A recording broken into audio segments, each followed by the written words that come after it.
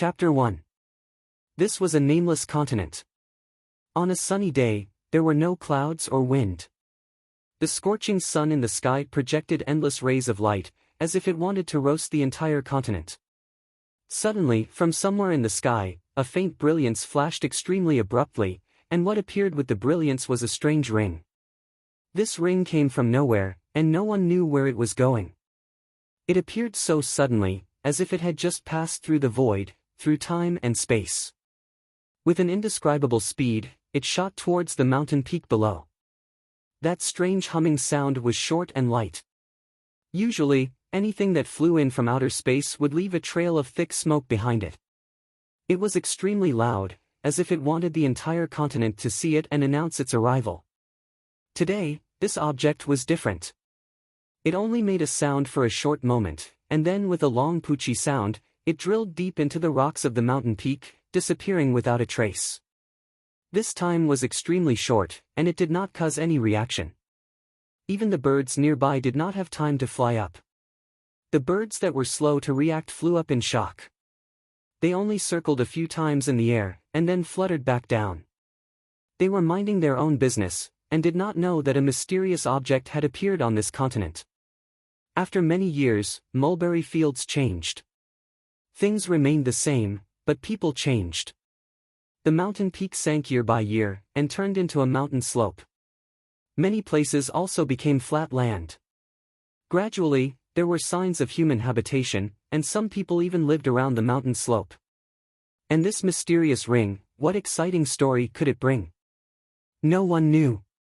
Until today, a thin and small person stood on the left side of the mountain slope. Zhang Xiaohua was very happy. His face was full of happiness, and he stood on the mountain slope.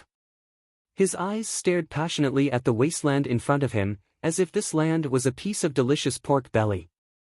In fact, rather than calling it a wasteland, it was better to call it a mountain because this piece of land was in the middle of a mountain slope. It was just that this slope was relatively gentle, and only about 4% of the land could be opened up. But even this piece of land was the result of Zhang Xiaohua's father painstakingly persuading the clan leader for nearly 2 months. Zhang Xiaohua also knew that there were many barren mountains in the village, and there was very little land that could grow crops. So everyone wanted to find a place to grow food outside of their original land. Most of the other people in the village looked for barren land near the river, and his family did not have the money to bribe the clan leader, so they looked further, and looked for places that others did not want. After looking everywhere, their eyes fell on this piece of land. Zhang Xiaohua's village was called Guizhuang House. The area was about 4 miles, and it was surrounded by mountains on 2 sides. This mountain was not high, and it was more appropriate to call it a hill. A large river flowed from the entrance of the village. There was a small bridge over the river that connected to a small road in the neighboring village. There were about 40 families living in the Gua manor. Half of them had the surname Gua. It was a small family. The people with the surname Gua lived in the middle of the village, and the rest of the people naturally lived scattered around the village. The people in the village were very simple, but they were also unscrupulous. Most of the matters in the Guizhuang house were handled by the clan leader of the Gua family. Although they lived in the same village, their surnames were different, and when the clan leader handled matters, it was inevitable that he would be biased towards the clan.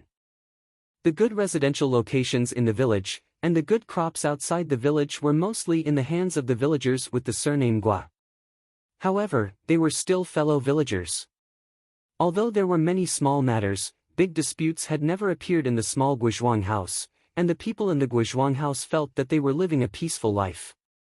Zhang Xiaohua's mother, Gua Sufei, was a member of the Guizhuang house. It was considered a branch of the Gua family, and it was once glorious. However, in her mother's generation, other than Gua Sufei, there was no other male in the family. Moreover, Zhang Xiaohua's grandfather, Gua Shan, also had a daughter at an old age, and raised her until it was time for her to get married. It was also when the two of them were old, and in order to support the elderly, Zhang Xiaohua's father, Zhang Kai, married into the Guizhuang house. In fact, although it was called marrying into the family, Gua Shan viewed Zhang Kai in a new light. He even allowed Zhang Kai's son to take the surname Zhang, and never once haggled with Zhang Kai. Therefore, Zhang Kai was even more sincere towards the Guo family. It was said that the wealth of a rural family was mostly related to the labor in the family. Guo Shan did not have a son, and before Guo Sufei was born, he had always wanted to have a son as his stepfather. However, due to various problems, it did not happen. Thus, the family was supported by Guo Shan alone, and the family's poverty could be seen from this. Zhang Kai did not disappoint.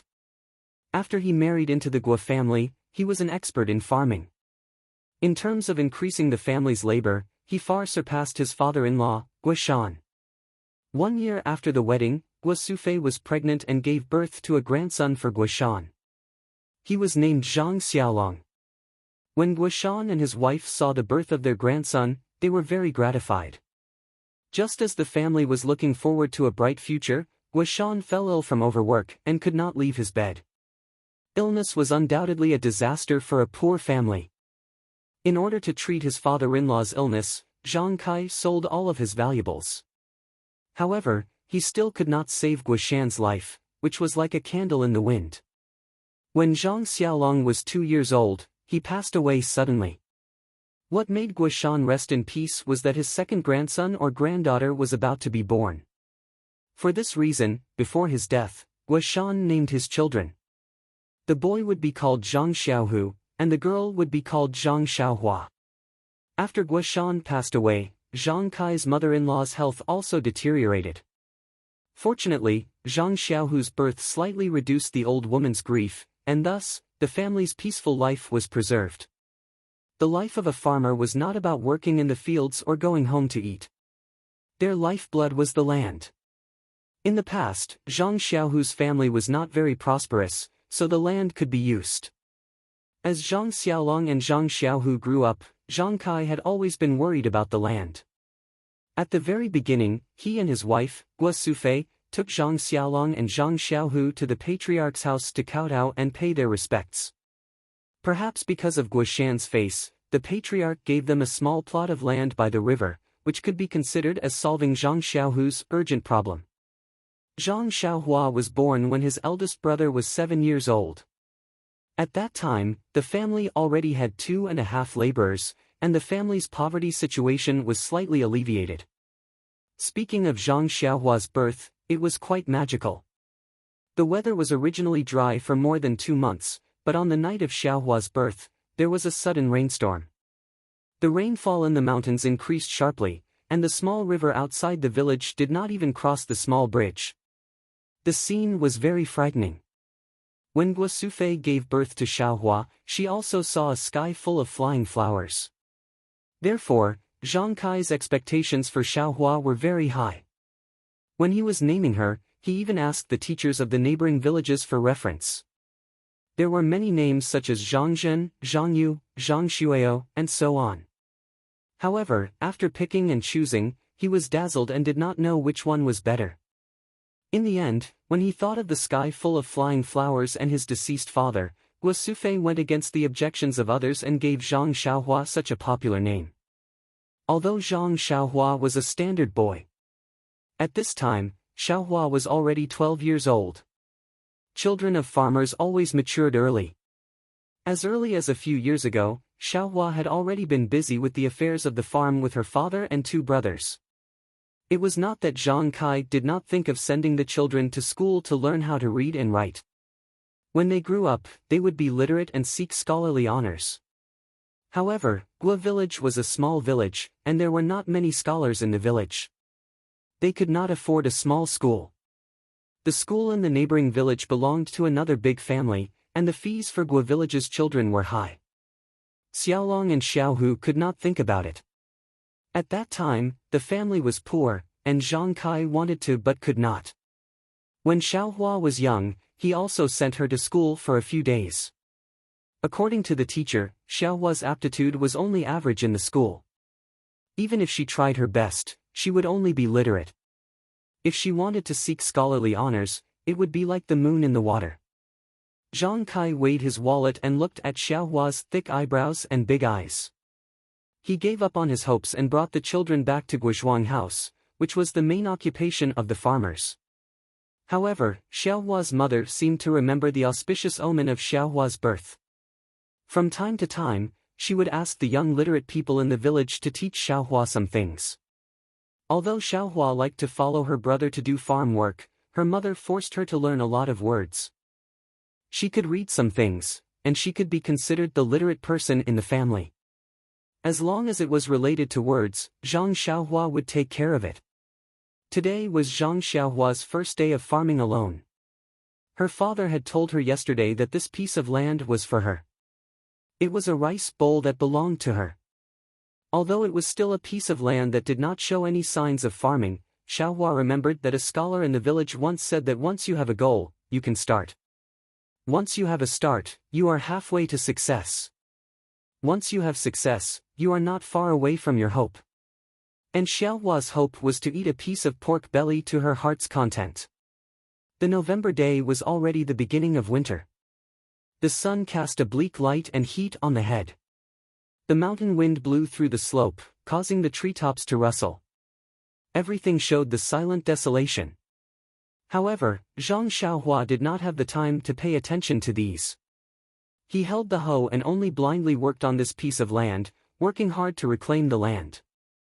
According to Zhang Xiaohua's plan, first, they would dig an oval or quadrangular boundary around the land in the middle of the hillside. Then, they would remove the mountain rocks in this piece of land, clean up the small stones, and then deal with the weeds. When it gradually grew into a large scale, they would cultivate the entire field carefully, laying a good foundation for planting seeds. Farming always took time. When Xiaohua finished cleaning up the surroundings and was ready to remove the large stones in the field, it was already noon. Xiaohua stopped farming and wiped the sweat on his forehead. He went to the field and took a jar of water prepared by his mother. He gulped down half of the water in the jar. Then, he stretched his body and patted his waist that had not been straightened. He felt a burst of comfort. Also, although he used to work with his father and brothers, after all, because he was the youngest, everyone did not let him do too much work. He did not feel too tired. Now that he was shouldering all the work, he knew the hardships. However, when he thought about his grandmother, his mother, his home, and his future, his heart felt that it was very worth it. Zhang Xiaohua learned to read from the young scholars. Although he was not serious, he often heard them talk about the future, life, love, and so on. He had some impressions. When he was working on weekdays and had nothing to do, he would occasionally think about his life. But soon, he would be defeated by reality and bow his head to face the ground. Thinking about these at this moment, it was probably a daydream and a leisure time in the midst of work. Just when Zhang Xiaohua's imagination was running wild, his stomach kept growling. It seemed that it was time to eat. In the past, he would eat at home with his mother. Now, he was independent and started farming. When he came out in the morning, his mother said that the food would be sent to the field at noon. Looking at the time, it should be here. Sure enough, a voice came from the bottom of the hill, "Xiaohua, come and help your mother." There was a steep slope from the bottom of the hill. It was very slippery. The last time he came to see the field, Zhang Kai fell. Zhang Xiaohua quickly replied, "Mother, wait a moment. I will go down immediately. You don't have to come up first." When Zhang Xiaohua walked down the hill, he saw his mother. She was holding a bamboo basket and standing on the side of the road waiting for him. Zhang Xiaohua took the bamboo basket and carefully helped his mother walk up the hill. He let his mother sit on a stone and then lifted the cloth on the basket. Inside was a bowl of streaky pork and a few pieces of coarse flour steamed buns. Xiaohua sensibly asked his mother if she had eaten. His mother's answer was not unexpected. She had already eaten. Seeing Xiaohua wolfing down the food, Guo Sufei felt a little distressed. She said to Xiaohua, "Eat slowly. Don't choke. Drink some water quickly." "Mother, why did you suddenly make streaky pork?" Xiaohua asked.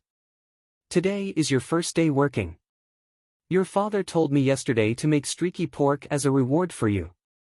Xiaohua's mother lovingly looked at her youngest son and said, "It's been hard on you. Xiaohua, you are only 12 years old this year. Look at the children in the neighboring village who are your age. They are still studying in school. You are working in the field alone. Didn't my eldest brother also work separately from my father when he was 10 years old? What am I doing? Moreover, this land is mine. My second brother shares a piece of land with my eldest brother. I can't be happier.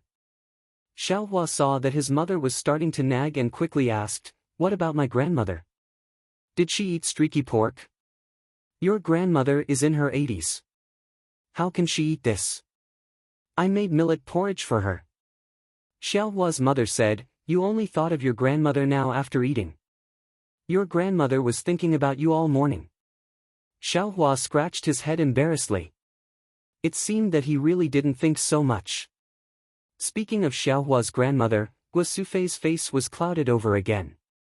As the children grew up, the family's life gradually improved. However, Little Blossom's grandmother's health was getting worse and worse. Although 80 years old was considered a rare longevity for people in the countryside, who wouldn't want their elders to accompany them for a longer period of time? Recently, Xiaohua's grandmother was blind.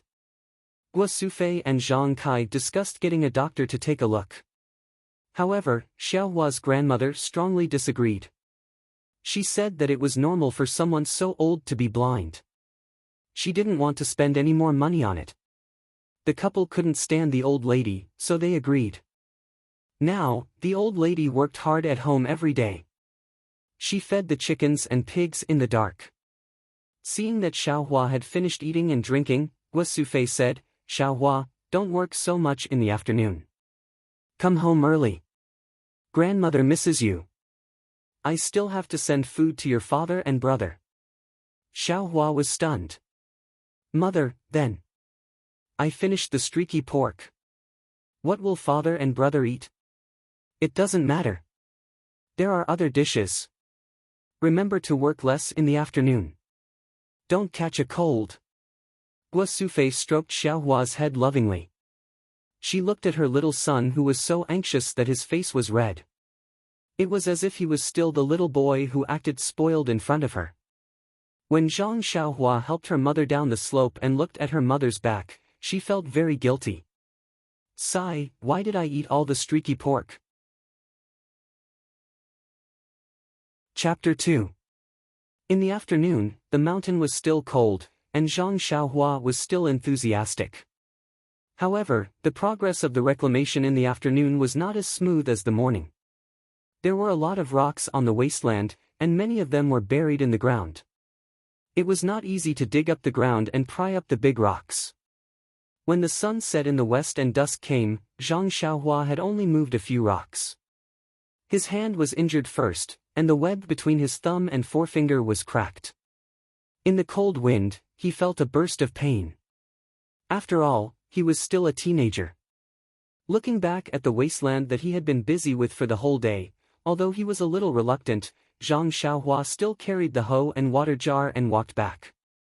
It was already late, and if he did not leave, his father and brother would come to find him, and his grandmother would also be worried.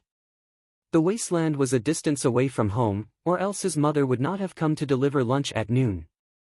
Walking on the rugged mountain road back home, although Zhang Xiaohua did not have any strength, he was in a good mood.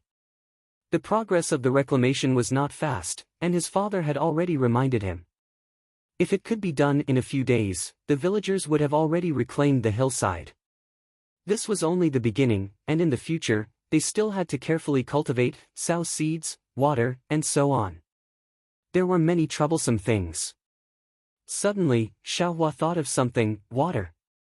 Yes, the hillside was so high, and it was so far from the village river. How should the water be watered, and there was no spring around? Why didn't he think of it earlier? What should he do? Thinking of this, Zhang Xiaohua's little face was immediately filled with worry, and he could not help but quicken his pace and run home. How could a child hide his emotions? When he walked into the village, the sky was already dark, and there were many children laughing and playing in the village. Seeing Xiaohua carrying a hoe, some familiar villagers stopped Xiaohua and asked him about the reclamation, and Xiaohua answered them one by one. It seemed that reclaiming the wasteland on the hillside was also a matter of concern to the villagers who did not have enough rations. However, Xiaohua was also very absent-minded. Everyone thought that he was tired, so they didn't ask in detail. Only then did Xiaohua rush home. Zhang Xiaohua's house was in the south of the village. From the perspective of feng shui, it was downwind and water. However, the area was not small. With Zhang Kai's efforts, there was actually a small courtyard. The walls of the small courtyard were not high. They were made of yellow mud and could be seen from the outside. From afar, Zhang Xiaohua could see her grandmother's figure leaning on a walking stick. As she was blind, her grandmother did not go out much. Now that she was leaning on the fence door, she must be worried about her youngest grandson.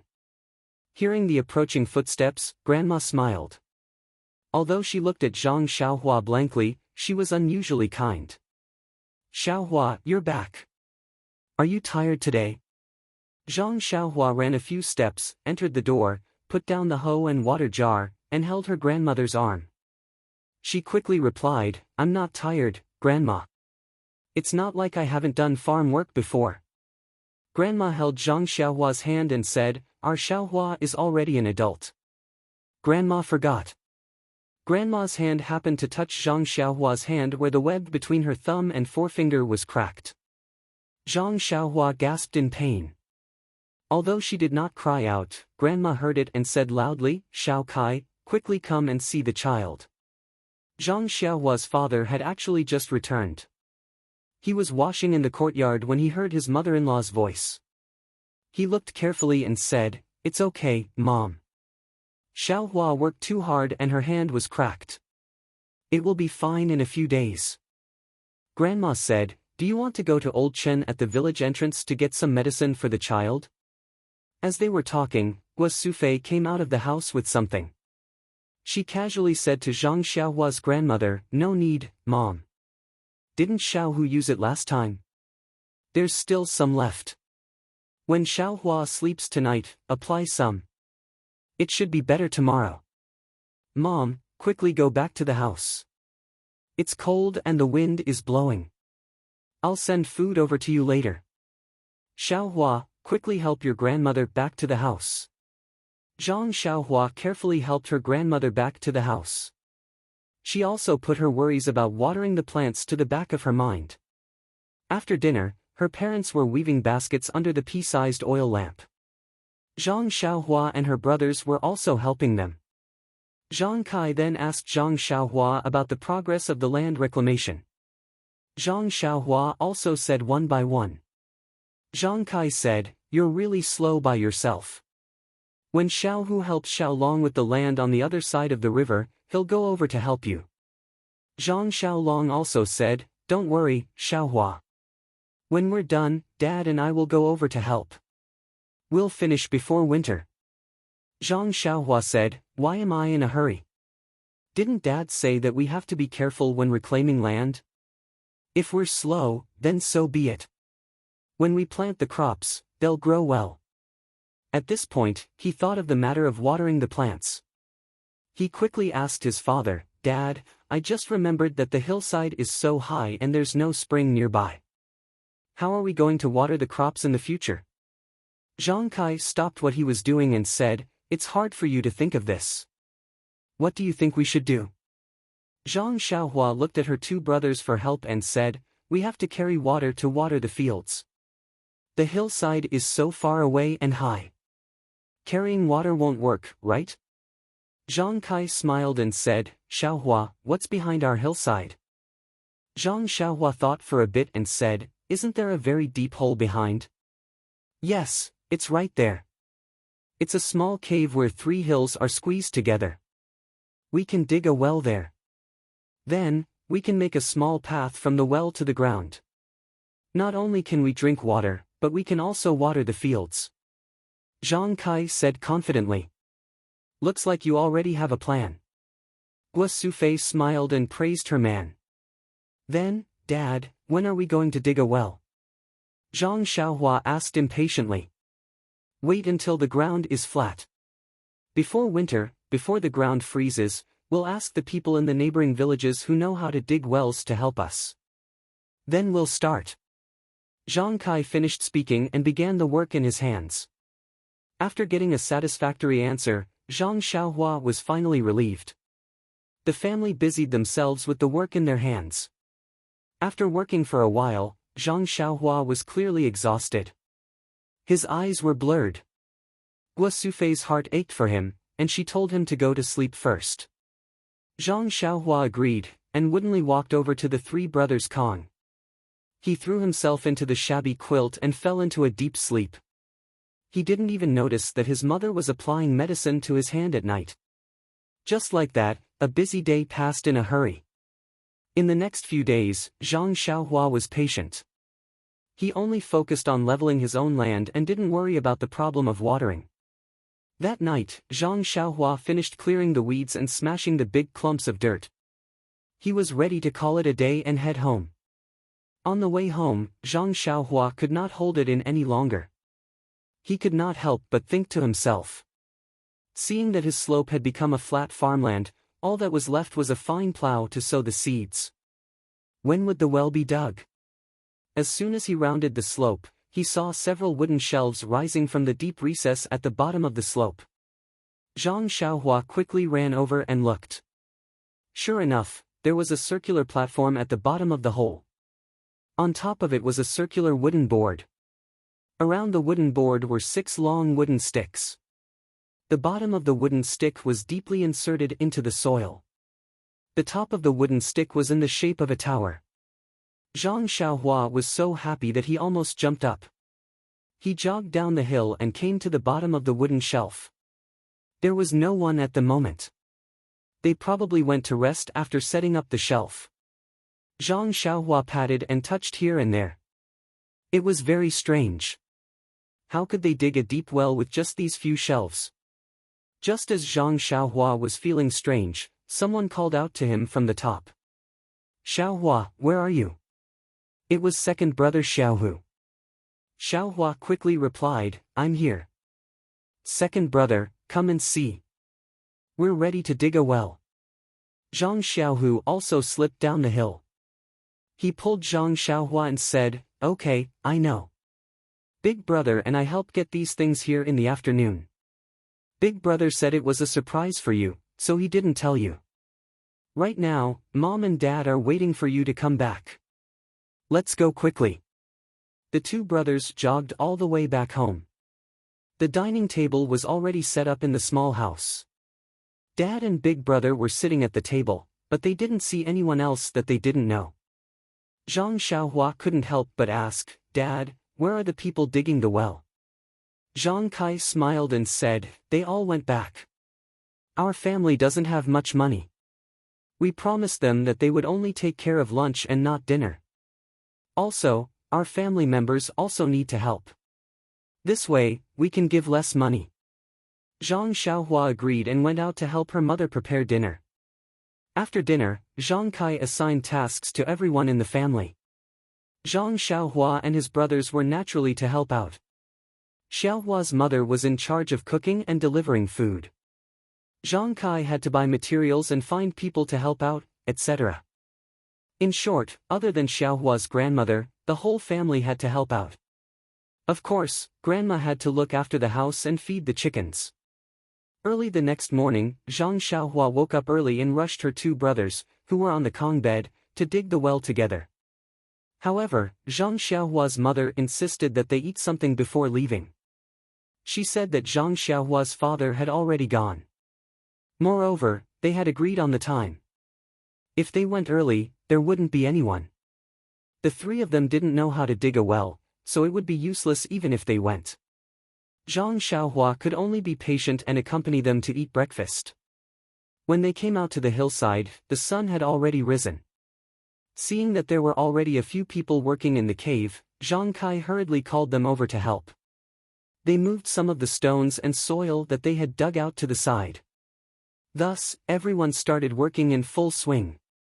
After being busy for a few days, Zhang Xiaohua found that digging a well was a very simple thing. They just needed to find a place and pull out a frame to dig down. However, finding a good place and ensuring that the dug place wouldn't collapse required experience. For example, this wooden frame was necessary. Otherwise, if people dug deeper and deeper, how could the soil be transported up from the ground and how could people come up? However, speaking of the location, Zhang Kai was also lucky. His family had discussed the location with him because it was close to the field. He didn't expect that they could dig out water. The master who dug the well looked all over the mountain and finally settled on this place. He said that there might be a spring below and he wanted to try digging.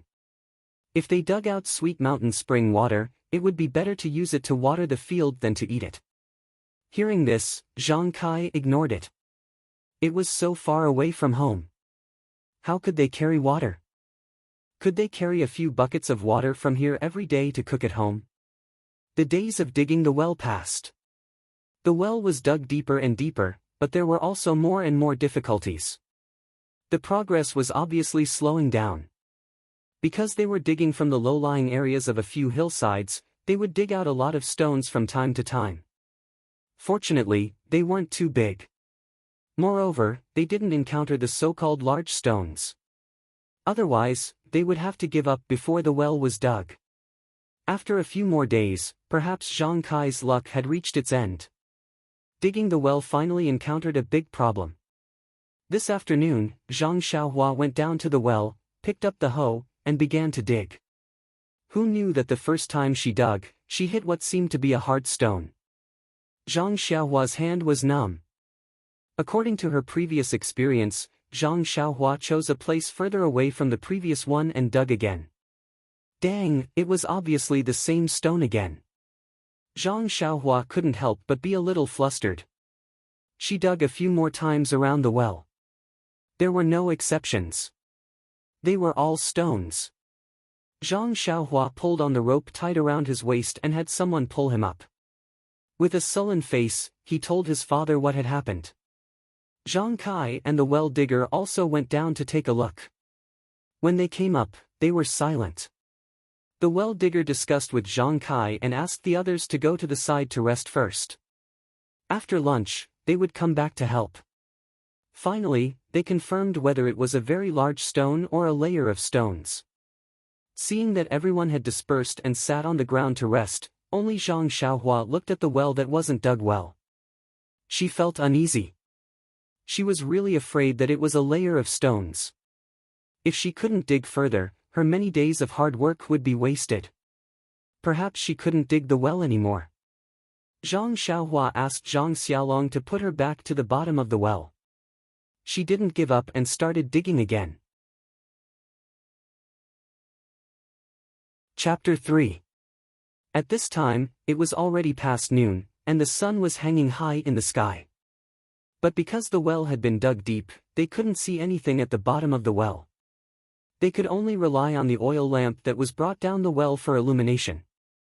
Zhang Xiaohua's face couldn't see any determination under the flickering light. He thought for a moment, then raised the hoe and dug in a direction. Dang, dang. The sound continued. He changed a few more directions, but it was the same. What should he do? It seemed that he was really at the end of his rope. Zhang Xiaohua wanted to give up a little. It was better to go up first. After a while, he would expand the well and take a look. But his mother hadn't sent him food yet. Should he dig from the bottom first? Thinking about it, Zhang Xiaohua didn't stop. He continued to dig from the front, waist-deep place, and found a direction to dig. When he was digging, he suddenly heard a dang sound. Xiaohua couldn't help but be surprised. Another stone? But then he used the hoe again, and there was no more sound. Zhang Xiaohua was surprised, but he didn't think much about it. Maybe it was a small stone. As long as it wasn't a big stone, it was fine. After digging about a step forward, Zhang Xiaohua tried to dig down again. He hoped that he wouldn't hear any annoying sounds. In the end, he didn't have much comfort. The next step in this direction was also the same stone.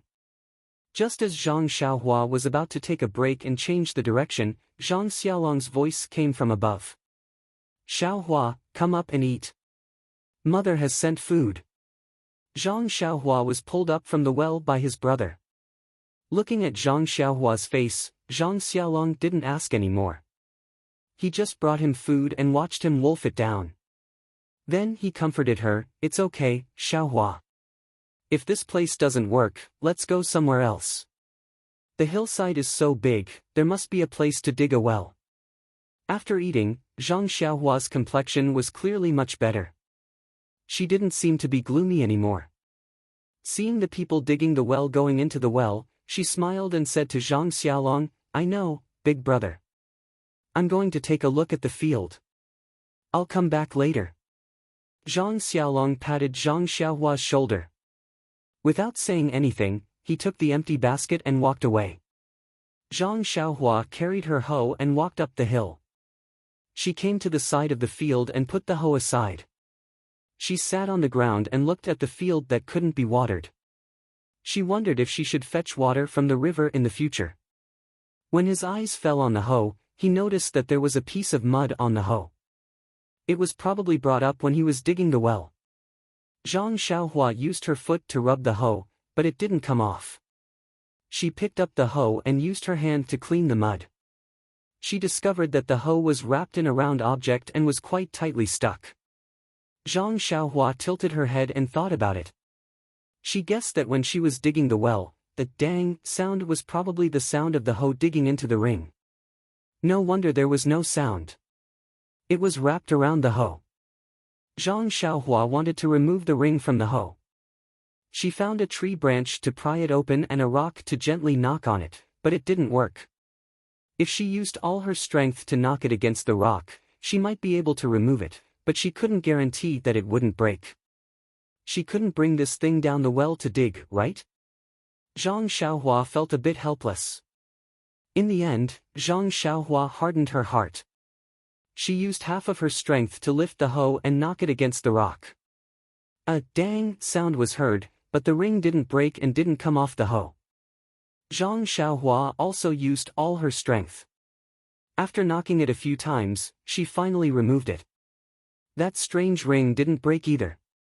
It seemed to be very sturdy. Zhang Xiaohua picked up the ring and used her clothes to wipe the mud off it. Only then did she see clearly that it was a bracelet. It was about 2 fingers wide, black, without any patterns, and flat. She didn't know what material it was made of. Zhang Xiaohua was about to take a closer look when she heard Zhang Xiaolong's joyful voice from down the hill. "Xiaohua, come quickly. There's hope." When Zhang Xiaohua heard this, she jumped up happily. She didn't have time to look at the bracelet she picked up. She put it in her arms, picked up the hoe, and slipped down the hill. She didn't notice that when she held the bracelet, it was light as a feather. When Zhang Xiaohua ran to the bottom of the hill, she saw the smiles on Zhang Xiaolong and Zhang Xiaohu's faces. She also saw Zhang Kai's slightly bitter face. After listening to Zhang Xiaolong, she knew that the bottom of the well wasn't a layer of stone. The stone wasn't too big. As long as the well was enlarged, the stone could be removed. However, the length of the expansion was at least 3 steps. When the well was bigger, the amount of digging would be bigger. Of course, the time would be longer, and the money would be more. However, it was good that they didn't have to choose a new place, open a new well, or water the ground. It was a good result. Seeing the happy faces of the 3 children, only Zhang Kai was secretly worried. He hoped that such a stone wouldn't appear in the future. If it happened a few more times, the well wouldn't need to be dug anymore. The work in the afternoon was simple. The people digging the well measured the well according to the size of the stone, planned how to expand the well, and dug again. After such a small disturbance, everyone began to work in an orderly manner. When they returned home in the evening, after dinner, before going to bed, Zhang Xiaohua didn't think about the bracelet in his arms. It was only when he took off his clothes that the bracelet fell out. However, after a tiring day, he was too sleepy. He didn't think too much about it. He casually stuffed it under his pillow and fell asleep. This night, everything in the Zhang family was the same as before. The oil lamps were extinguished early, and the wind blew the fence door and shook it. The withered grass on the yellow mud wall was also blown up and weakly waved. Only the moonlight from the sky shone through the window onto the shabby table and bedding. Everyone fell asleep. In the quiet night, there was only the sound of snoring. The only difference was Zhang Xiaohua. No, it should be Zhang Xiaohua's dream. His dream was no longer the streaky meat of the past, but full of flickering. It was like a kind of breathing, a radiance that stretched and relaxed, flashing and moving. On the morning of the first day, when the first ray of sunlight shone on Zhang Xiaohua's face, Zhang Xiaohua opened his eyes. He looked around doubtfully, but didn't see anything flickering. Only then did he know that all the flickering was a dream. He shook his head self-deprecatingly and prepared to go back to sleep. However, at this time, he found that listening to his two brothers snoring, he seemed to be unable to sleep. He was 100 times more energetic, so he had no choice but to get up and get dressed. When Zhang Xiaohua walked into the courtyard, he saw his mother cooking on the stove in the courtyard, so he went to the well in the corner to draw water to wash his face. Guo Sufei saw Zhang Xiaohua come out and was very puzzled, saying, "Xiaohua, why are you up so early? You were tired yesterday, so sleep a little more today. There's still a while to work." Zhang Xiaohua said as he drew water, "I'm not sleeping, mother. I'm not sleepy. Moreover, you see, I've already rested. I'm full of energy now. I can break that stone with a shovel." As he said this, he put down the basin and made a gesture of hoeing the ground. Guo Sufei said with a smile, Good Xiaohua. You've grown up. You're a pillar of the family just like your father." Zhang Xiaohua said with a red face, "Mother, I'm already so big. Don't call me good. It's so unpleasant to hear." While they were talking, Zhang Kai came back from outside with a bunch of vegetables in his hand, asking, "Who's grown up?" "Xiaohua, why are you up so early? Don't you want to sleep a little longer?" Then he handed the vegetables in his hand to Zhang Xiaohua's mother, saying, "Some of the grass in the vegetable garden has grown out. We'll have to pull it out when we have time. We've been busy with the well for the past few days, so don't let our vegetables go to waste." Guo Sufei took the vegetables and said, "Aren't you talking about your son? It's the first time he woke up so early. He'll be good at work in the future." Guo Sufei continued to cook for the whole family, and Zhang Kai also went into the house. After Zhang Xiaohua finished washing his face, he had nothing to do, so he walked out of the courtyard. Although it was still early and winter was approaching, farmers couldn't stay idle. There were already many people walking around in the village. Some people were driving ducks and geese to the river, while others were gathering grass from the river to feed the chickens and pigs. There were also some people who had already carried hoes and were ready to go to the fields. Zhang Xiaohua walked on the small path in the village and felt that today was different from before. He couldn't tell what was different, but he felt that he was full of energy. There was a feeling of endless energy, or it could be said that every part of his body was full of energy. However, he didn't think too much about it. He just thought that he had slept well last night. When Zhang Xiaohua walked back home, everyone had already started to eat. He also hurriedly finished eating and followed his father and brother to continue digging the well. The next few days were peaceful. The surface of the well expanded, and they dug up the stones from the bottom of the well. The well also became deeper and deeper. When the piece was dug out, it looked quite flat and was cold to the touch. Zhang Xiaohua asked her two brothers to put it under the tree at the head of the field. They were going to use it as a bed to rest in between work during the summer. As for the bracelet, Zhang Xiaohua threw it behind his head and put it under the pillow. He had completely forgotten about it. However, his dream had already been replaced by streaky meat by Twinkle, but he didn't realize it. After a few more days, there was still no water in the well. At this time, Zhang Kai was a little worried. It was going to be winter soon, and the soil layer was about to freeze. Although the bottom of the well wouldn't freeze, it was not as smooth as before when they worked. That night, the family gathered together to do farm work after dinner. Zhang Kai frowned and discussed with Guo Sufei that if the well didn't water in a few days, they would probably stop working. They would talk about it again when spring came. At this time, Guo Sufei said, "Father, do you know that Mr. Wu's family in the neighboring village also bought a piece of land on the southern slope?" Zhang Kai said, "I don't know, but I heard that they are digging wells on the southern slope." Guo Sufei said, "It's that well. It's dug by Mr. Wu's family. Like us, it's also used to water the fields. Today, when I went to the river to pull grass to feed the chickens, I met Guo Quan's family at the entrance of the village. Didn't her sister-in-law marry Mr. Wu's brother? Guess what she said to me?" "What did she say?" "Is the well already filled with water?" Zhang Kai asked in surprise.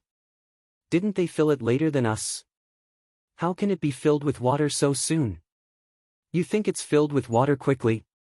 There's something worse than that." Guo Sufei said angrily. "Hey, what's that?" Not only was Zhang Kai interested, but the three brothers were also curious. They dug a well and dug out a small broken box. Guo Sufei continued, "When the box was dug out of the well, it was broken by a hoe, revealing the things inside. Although it was covered with mud, you could still see the pearls and agates inside. Why don't we have such good luck? We dug out a broken stone the size of a bed before they did." Just when the family was sighing over Mr. Wu's family's fortune, Zhang Xiaohua remembered that he had also dug out something from the well. He said excitedly, "Father, Mother, I also dug out a treasure from the well." Under the urging and eager gazes of his family, he took out the forgotten bracelet from under the bedding. Zhang Kai took it and examined it carefully under the oil lamp. He saw that it was a black, flat object made of an unknown material. Instead of calling it a bracelet, it would be more appropriate to call it a metal ring. He couldn't tell what it was, so he handed it to Guo Sufei. Guo Sufei took it, weighed it in her hand, and rubbed it with her fingers for a while. She said, "It's so light. It doesn't look like it's made of jade, and it doesn't have any patterns. It probably isn't jewelry. It looks like a child's toy. Xiaohua, take it and play with it." Zhang Xiaohua took it dispiritedly and handed it to his two brothers, as if it was his fault that they didn't dig out the pearls and agates. The two brothers turned the bracelet around in their hands and handed it to Zhang Xiaohua. It seemed that no one was interested in this ugly thing, so Xiaohua could only keep it in her arms. Guo Sufei continued, "Sai, if it's really a good piece of jewelry, we can consider keeping it and use it as a betrothal gift when we matchmake your eldest brother at the beginning of spring." This time, the emotions of the whole family were ignited again. Zhang Xiaolong would be 20 years old at the beginning of spring. It was time for him to find a girl and settle down. Based on their own impressions, the family began to argue with Zhang Xiaolong one girl after another.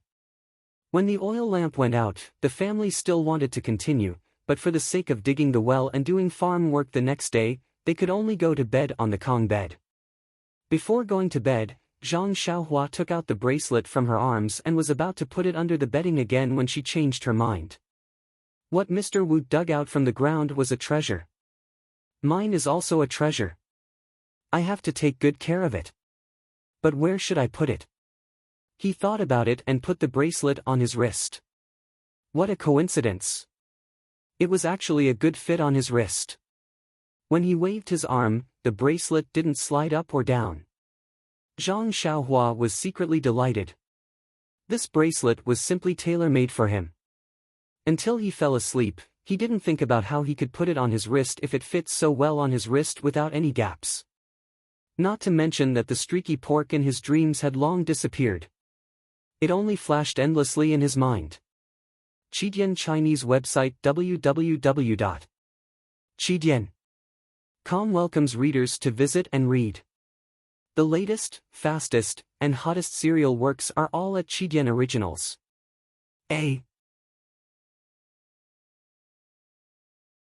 Chapter 4. For the next few days, Zhang Kai and his family were all busy digging wells. Fortunately, on the 6th day, the water that everyone had been looking forward to for a long time was finally dug out. Finally, they had completed a difficult task before winter, and everyone was relieved. Just as Zhang Kai was busy settling the wages of the well diggers, and Zhang Xiaolong and his two brothers were busy repairing the small path from the fields to the well platform. The gloomy winter clouds pressed down, and some salt beam like snow fell from the sky. The farmer's love-hate winter day had finally arrived. After the first snow, the cold wind became bitterly cold, and the new year was not far away.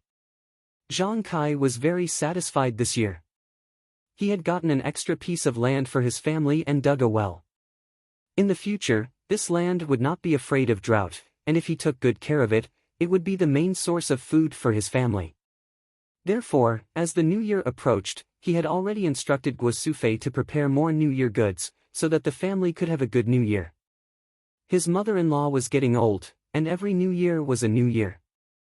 Recently, his mother-in-law's health had been deteriorating, and she had been lying on the bed for half a day. He did not know if she could make it through the next New Year.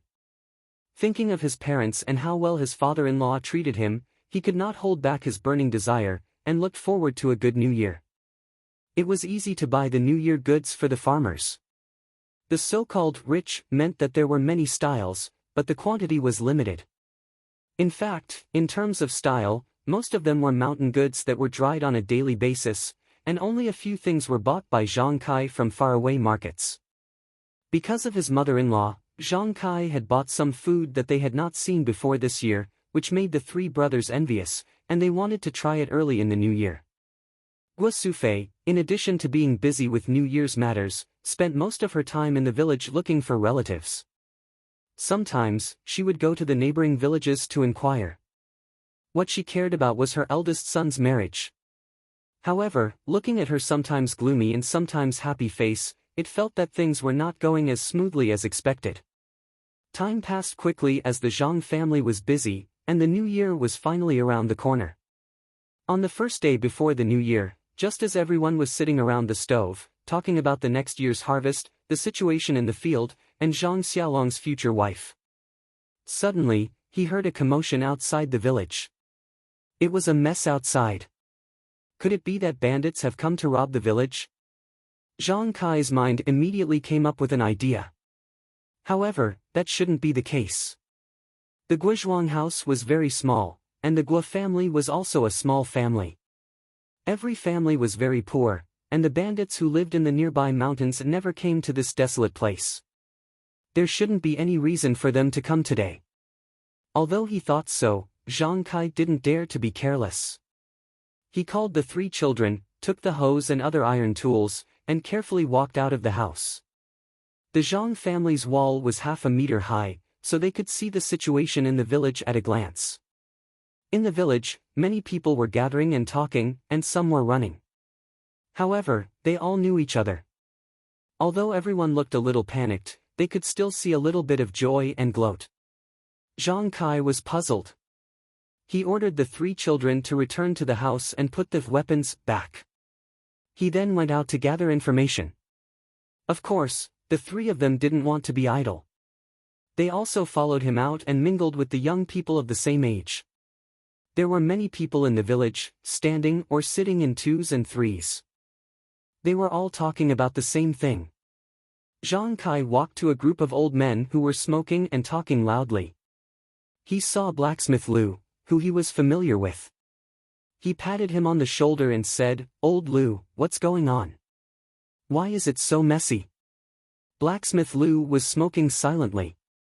When he saw that it was Zhang Kai who asked him a question, he knocked the cigarette that he had just finished smoking on the ground. He filled a new pot with new cigarettes from the tobacco pipe and carefully lit it. He took a deep breath and then said in a dull voice, "Old brother, do you know about One Eye who is 80 miles north of our village? The bandit who occupied Shichui Mountain?" Zhang Kai said, "I know, that's the biggest bandit within 100 miles of our village. How could I not know? However, they have always been active in the rich areas in the north. What's wrong? They ran over to our village?" Blacksmith Liu took another puff and said, "Yes, do you remember that some time ago, Mr. Wu from Xian Zhuang dug up a well and dug up a chest of treasures?" Zhang Kai suddenly realized, could it be, Zhang Kai didn't ask anymore. He already knew the reason. Wealth shouldn't be exposed. Such a conspicuous large sum of wealth was targeted by bandits. What good could there be? When Butcher Guo saw that Zhang Kai wasn't asking any more questions, he squeezed over and said mysteriously, "Not only that, Mr. Wu was still hoping for a fluke at first, saying that there was no such thing and refusing to admit it." One-Eye chased Mr. Wu's family of dozens of people into the ancestral hall and sent people to turn Mr. Wu's house upside down.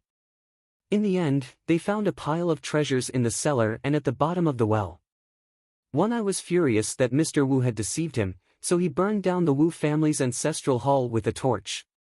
Luckily, Xian Zhuang is slightly better than us. They are all poor people, so One-Eye didn't make things difficult for others. When these bandits left, they even made a fuss and told the villagers to be careful and not to report it to the authorities. Otherwise, they would bury everyone in Xian Zhuang with them. Blacksmith Lu said, "Misfortune is a blessing in disguise." A few days ago, they thought that they had struck it rich. Now, their entire family has been wiped out.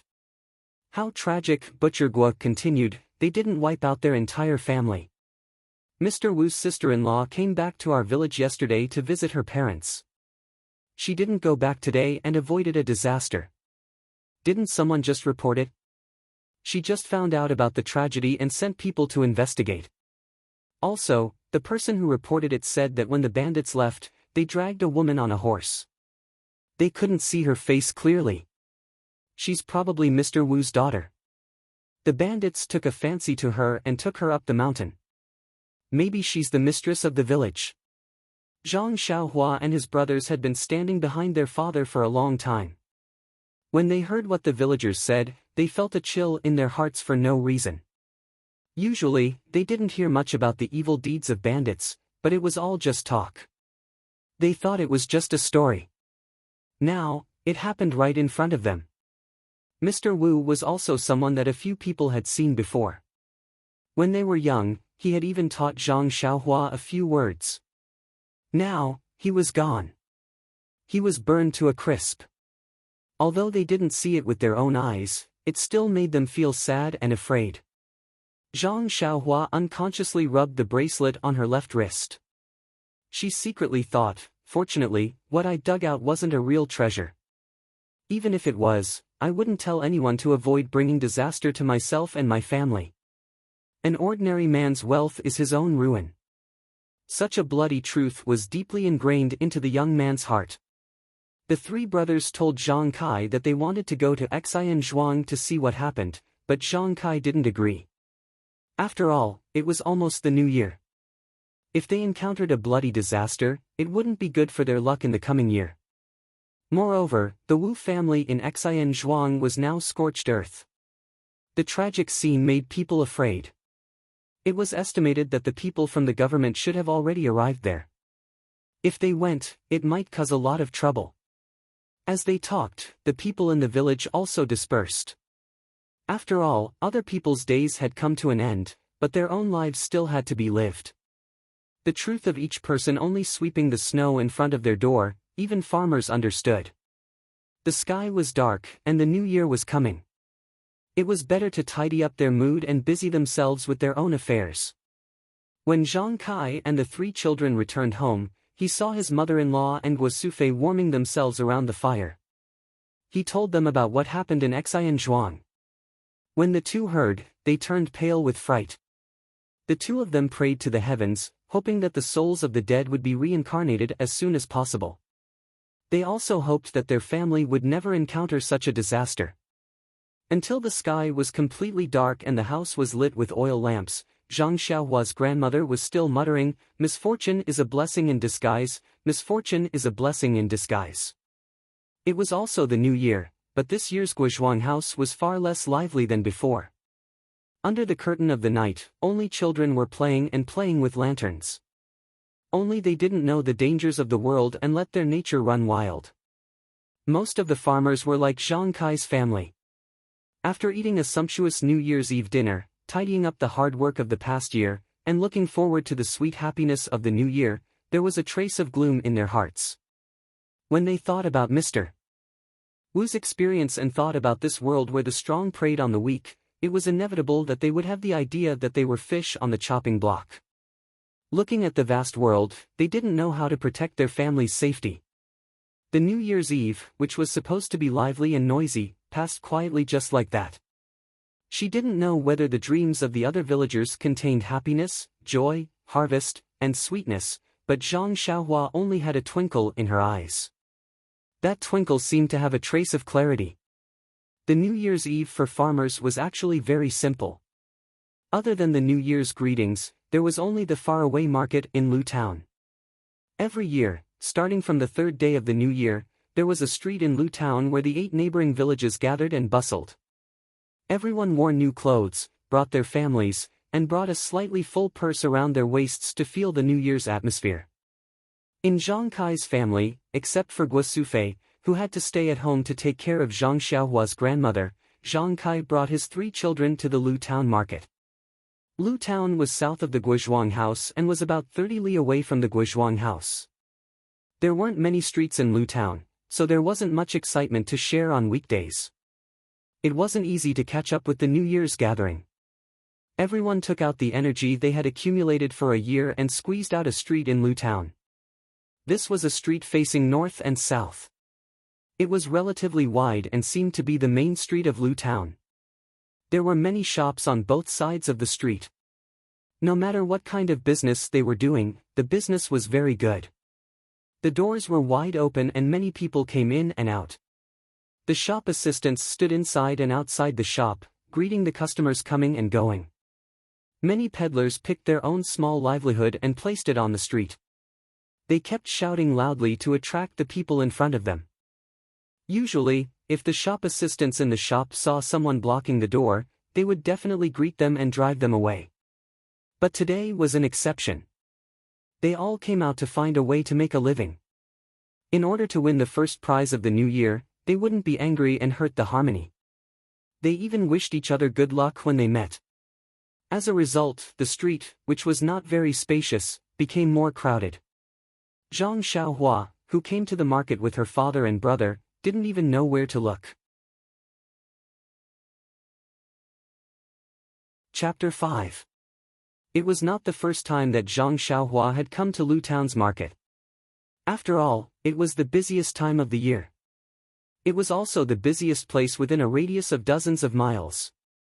Since he could remember, he would come here every year. But in the past, his memory was full of sugar figurines, pastries, and other food. There was no other content, so he had never thought about what was crowded. Or perhaps, shuttling through the crowd was a kind of game that he found fun when he was young. But this time, when he stood at the north entrance of the street looking at the crowded crowd, looking at the shops and stalls selling all kinds of goods, toys, and food, Zhang Xiaohua only wished that he had more eyes.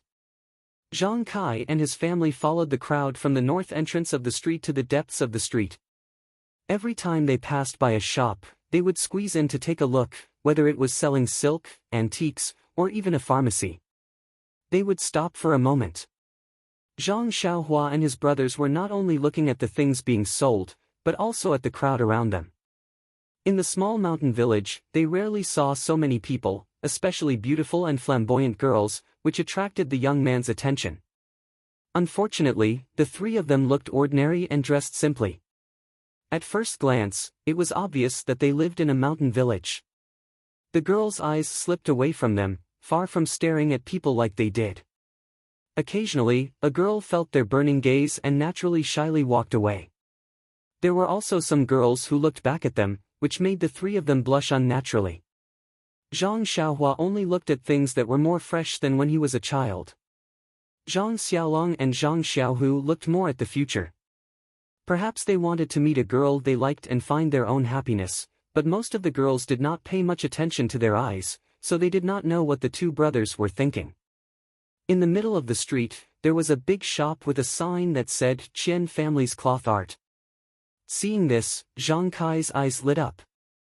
Beckoning the 3 brothers over, he led the way in. There was a shop assistant standing at the door of the shop. When he saw Zhang Kai walk in, he hurriedly greeted him and said, "Sir, please come in. What would you like to see?" He didn't seem to notice Zhang Kai's uneasiness and the fact that his clothes were not brand new. After Zhang Kai walked into the fabric shop, he didn't go directly to the counter.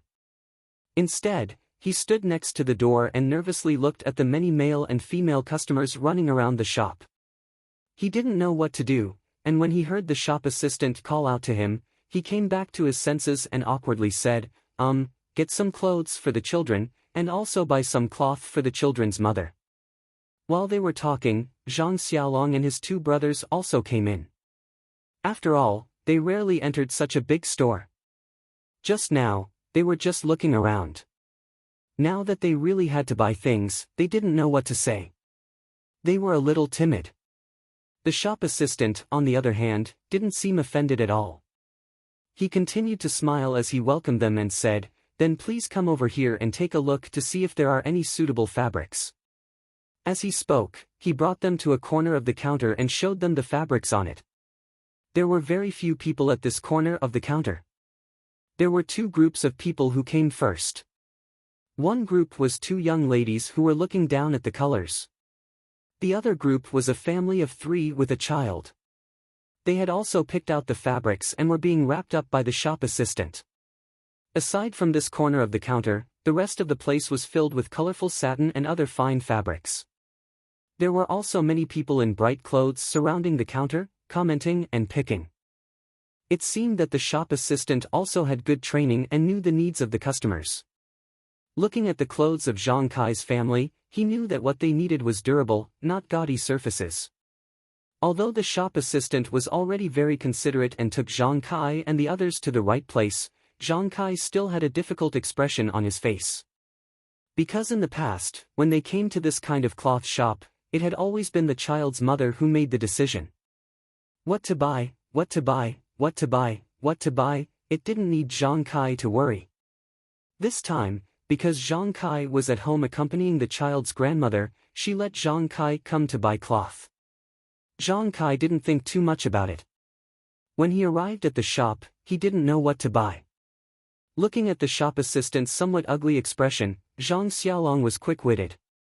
He hurriedly walked forward and said to the shop assistant, "Let's take a look first. You should take care of the other customers first." After the shop assistant walked away, Zhang Kai couldn't help but say regretfully, "Look at my brain. When I left, I didn't ask your mother what kind of cloth to buy. Now it's great. Us big men have to go back empty-handed." Coincidentally, the taller of the two girls who had just been choosing cloth just happened to walk behind Zhang Xiaolong and pick up a piece of navy blue cloth on the counter. When she heard Zhang Kai's words, she walked back to her companion's side. Her eyes looked at Zhang Xiaolong again, seeming to discuss something. Then she walked over and said to Zhang Kai, "This uncle, I want to discuss something with you." Zhang Kai said in puzzlement, "What's the matter?" Mississippi, the taller girl said, "Uncle, I was just about to pick out a piece of clothing for my brother, but he didn't come over. I see that his figure is similar to this big brother's. I wonder if I can ask him to help me try it on. I heard you say that there's no cloth and no one to use as a reference. In return, how about my sister and I also give you a reference?" Zhang Kai was overjoyed at the unexpected good news. He slapped his thigh and said, "Good, good." Thus, Zhang Xiaolong acted as a clothes rack for a while and helped the two girls try on several pieces of clothing before buying something they were satisfied with. And Zhang Kai's wish was even easier to fulfill. The two girls helped them pick out cloth and color, making Zhang Kai and his family very satisfied. Even the shop assistant felt that the two girls had good taste. The only thing that made Zhang Xiaolong dissatisfied was that by the time the shop assistant finished wrapping the cloth and came out, the two girls had already gone far away. He still hadn't inquired about their names. Zhang Xiaolong gloomily took the cloth and followed Zhang Kai forward. Just as he was about to look at the farming tools in the roadside shops, he suddenly heard the sound of gongs and drums. When Zhang Xiaohua heard it, she said excitedly, "Dad, hurry. The big show is about to start. Let's go watch the show first." At the same time that Zhang Xiaohua called out to Zhang Kai, the crowd at the market also heard the sound of the gongs. Everyone rushed over. Zhang Kai also hurriedly called out to Xiaolong and Xiaohu, and quickly walked over with the crowd. Lu Town had a custom for the new year. In the corner of the market, a large stage would be set up. Every day, a troupe would perform on it until the end of the market. For the farmers who had no entertainment, this was the highlight of the new year. It was no wonder that Xiaohua was so happy. When Zhang Kai and his family arrived at the stage, the big show on the stage had already begun. There were already 3 layers of people surrounding the stage. Fortunately, the stage was high enough that the people in front of it didn't block their line of sight. Although there were many people watching the show, they all held their breaths and listened attentively. It wasn't like the hustle and bustle of the shop just now. What was being played on the stage was a popular folk story. Everyone was watching with great interest. Zhang Xiaolong also gradually forgot about the regret he had just felt. Just as everyone was watching the show, there was a sudden noise on the other side of the stage. It was getting louder and louder. However, there were many people in between, so they couldn't hear it clearly. However, Zhang Xiaohua could hear that the voice of a girl was very familiar. Could it be someone he knew from his village? Coincidentally, there was a tree not far away. Zhang Xiaohua quickly climbed up and took a look. "Io, he really knew her." He said loudly to Zhang Xiaolong, "Big brother, it's the sister who just picked out clothes for us. She's in trouble." When Zhang Xiaolong heard this, he didn't have time to talk to Zhang Kai. He hurriedly pushed aside the people next to him, squeezed through the crowd, and walked to the other side of the stage. Zhang Kai also hurriedly pulled Zhang Xiaohu and called out to Zhang Xiaohua, who was coming down from the tree, to follow behind. When Zhang Xiaolong used a Herculean effort to squeeze through the crowd and arrived at the other side of the stage, the scene in front of him made his blood boil. The stage was built against a high wall. At this moment, there were 2 lonely little girls hugging each other under the high wall. Their faces were flushed red, and there were 2 small parcels beside them. Some clothes were spilled out from the parcels. They were probably the clothes they had just bought at the cloth store. In front of them stood 2 short, fat men holding folding fans. They were dressed in bright clothes, and they were mumbling and groping the 2 girls, forcing them to move back and forth under the high wall. Around the 2 fat men, there were 7 or 8 tall servants wearing coarse clothes. They separated the crowd of people who were watching the show. Among these fierce-looking servants, a few of them were smiling as they watched their young master's ugly behavior. A few of them were looking back at the crowd of people watching the show. From time to time, they would give a threatening look to prevent people from intruding. Although there were a few people who wanted to stand up and help the 2 bullied village girls, they were all frightened by the evil servants. They could only look over there with unwilling eyes. After Zhang Xiaolong rushed over and saw the situation, he was thinking about how to deal with it. However, he saw the tall village girl looking at him with a pitiful look for help. Although she wasn't looking at him, he couldn't help but want to rush over. At this time, Zhang Xiaolong was pulled back by the people behind him.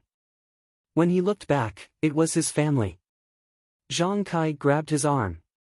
Zhang Xiaolong was anxious and said, "Father," Zhang Kai said in a low voice, "Xiaolong, don't be impulsive. We can't beat them." Zhang Xiaolong said, "But, if we don't help, those 2 girls will be bullied." Zhang Xiaohua also said, "Yes, father. Just now, that big sister also helped us." Zhang Kai said, "Of course you can help, but you can't not help. Instead, you can't put yourself in trouble. Look over there, that person wearing black clothes and holding a broadsword." The 3 Zhang brothers followed their father's gaze and looked over. Sure enough, there was a big man wearing black clothes standing over there. He held a broadsword in his left hand and crossed his hands in front of his chest.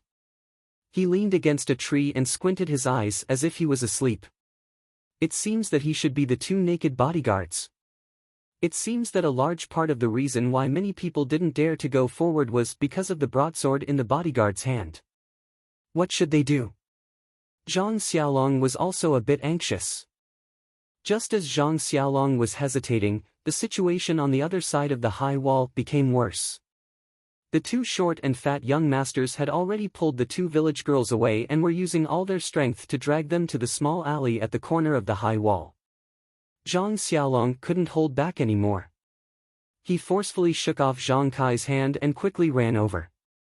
The group of evil servants also thought that the crowd next to them had been frightened by them. Seeing that a good show was about to begin, they all moved closer to the small alley. They didn't expect that someone would rush over at this time. Zhang Xiaolong rushed to the side of the two village girls. First, he reached out and grabbed the two girls' arms and pulled them to his side.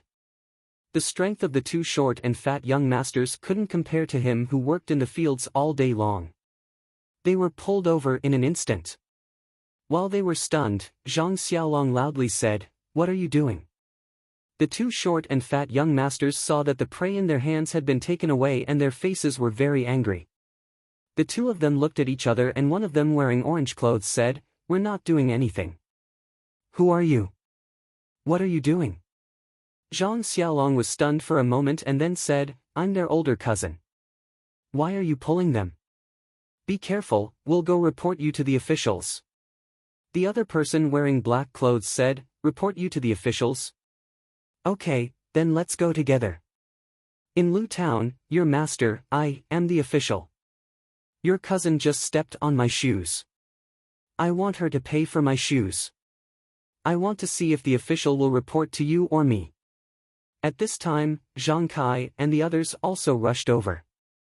Zhang Kai hurriedly bowed to the two people and said with a smile, "Two masters, please calm down. My two girls don't know any better. You see, they stepped on your shoes. We'll pay for it. Today is a good day to go to the market. You're a big man and have a big heart. This year, you'll be rewarded." The person wearing orange clothes said with a sly smile, "Well said. Seeing that you're a tactful old man, your master will do a good deed and pay for my shoes." Zhang Kai was startled and carefully said, "Then may I ask how much copper coins should I pay you?" The person wearing orange clothes stretched out a palm. Zhang Kai let out a sigh of relief and said, "So it's 5 copper coins. I'll give it to you." Zhang Kai took out 5 copper coins and handed it over.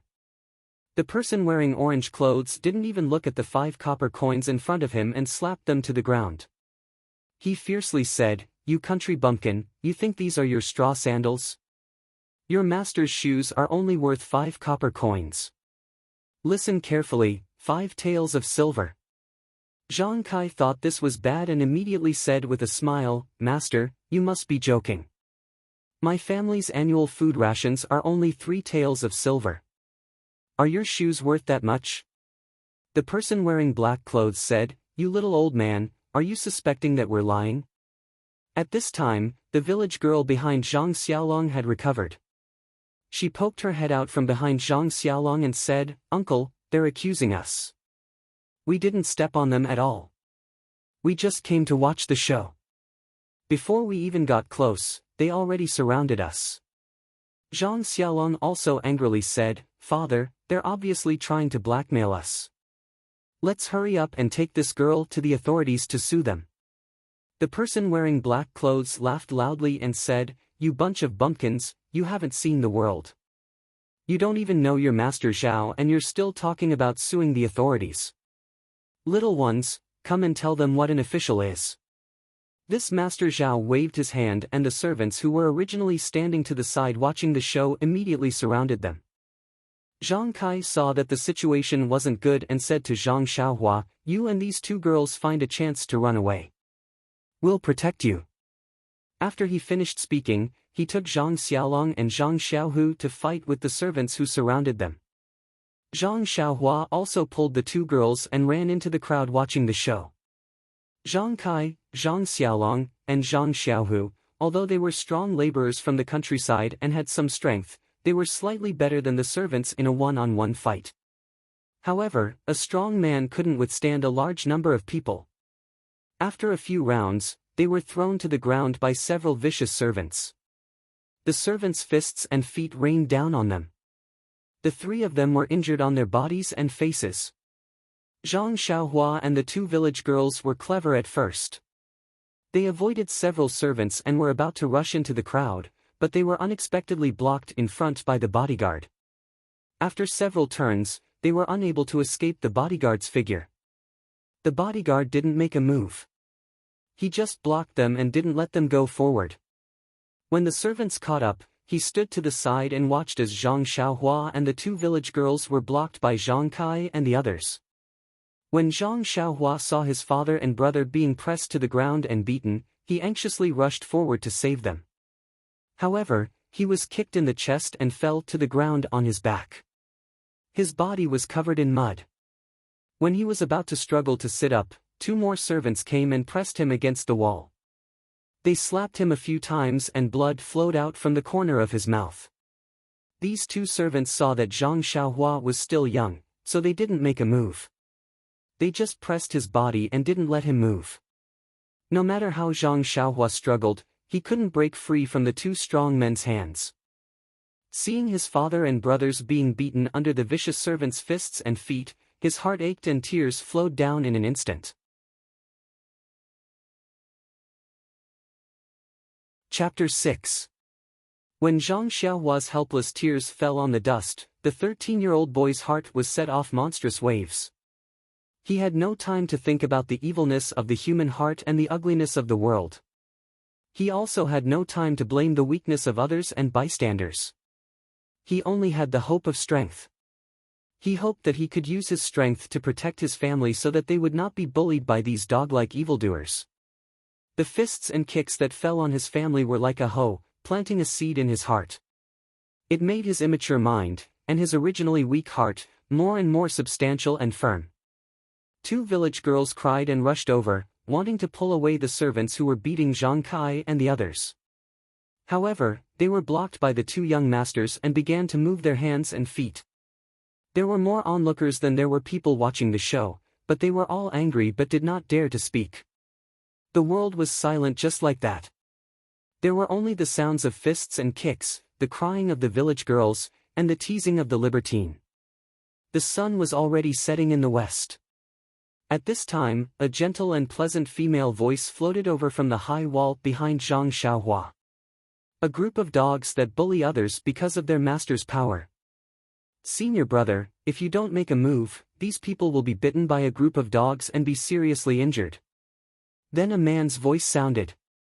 Junior sister has a bodhisattva's heart. I'll go down and beat the dogs. As soon as the voice fell, a figure jumped down from the high wall and landed lightly behind the group of evil servants. This person did not make any movements, but he grabbed two people with both hands and casually threw them to the ground. Then, he kicked the other few people to the ground. Several evil servants fell on the dust and stopped moving. It was unknown whether they were dead or alive. Zhang Kai and his family of 3 were revealed. Their bodies were curled up, their faces were covered with blood and mud, and they were writhing in pain. At this time, everyone could clearly see that the person who landed on the scene was a young man around 20 years old. He was dressed like a scholar, wearing white clothes and holding a sword. As the scholar's gaze swept over Zhang Xiaohua, the two servants who were holding him down quickly let go and timidly stood to the side. Zhang Xiaohua cried as she rushed to her father and brother. She helped them sit up one by one and lowered her head to check on their injuries. The two young masters of the woman also stopped. When the two village girls ran over to check on the injuries of Zhang Xiaolong and the others, they did not dare to stop them. The bodyguard in black clothes walked forward and stared at the scholar for a long time. He cupped his hands and said, "May I ask which sect's disciple little brother is from?" Evil Tiger Gang's Zhao Quansheng asks little brother's name. Unfortunately, the scholar did not pay attention to him. He turned and looked at the high wall and did not speak. At this time, everyone noticed that there was a beautiful woman wearing a purple dress standing on the high wall. The woman was tall and her clothes fluttered in the wind, revealing the curves of her body. Unfortunately, her face was covered with a veil, making it impossible for people to see her true appearance. However, her high and mighty heroic bearing made it difficult for people to approach her. The woman in the purple dress jumped down from the high wall and walked with gentle steps to stand in front of the white-clothed scholar. She stood shoulder to shoulder and did not salute.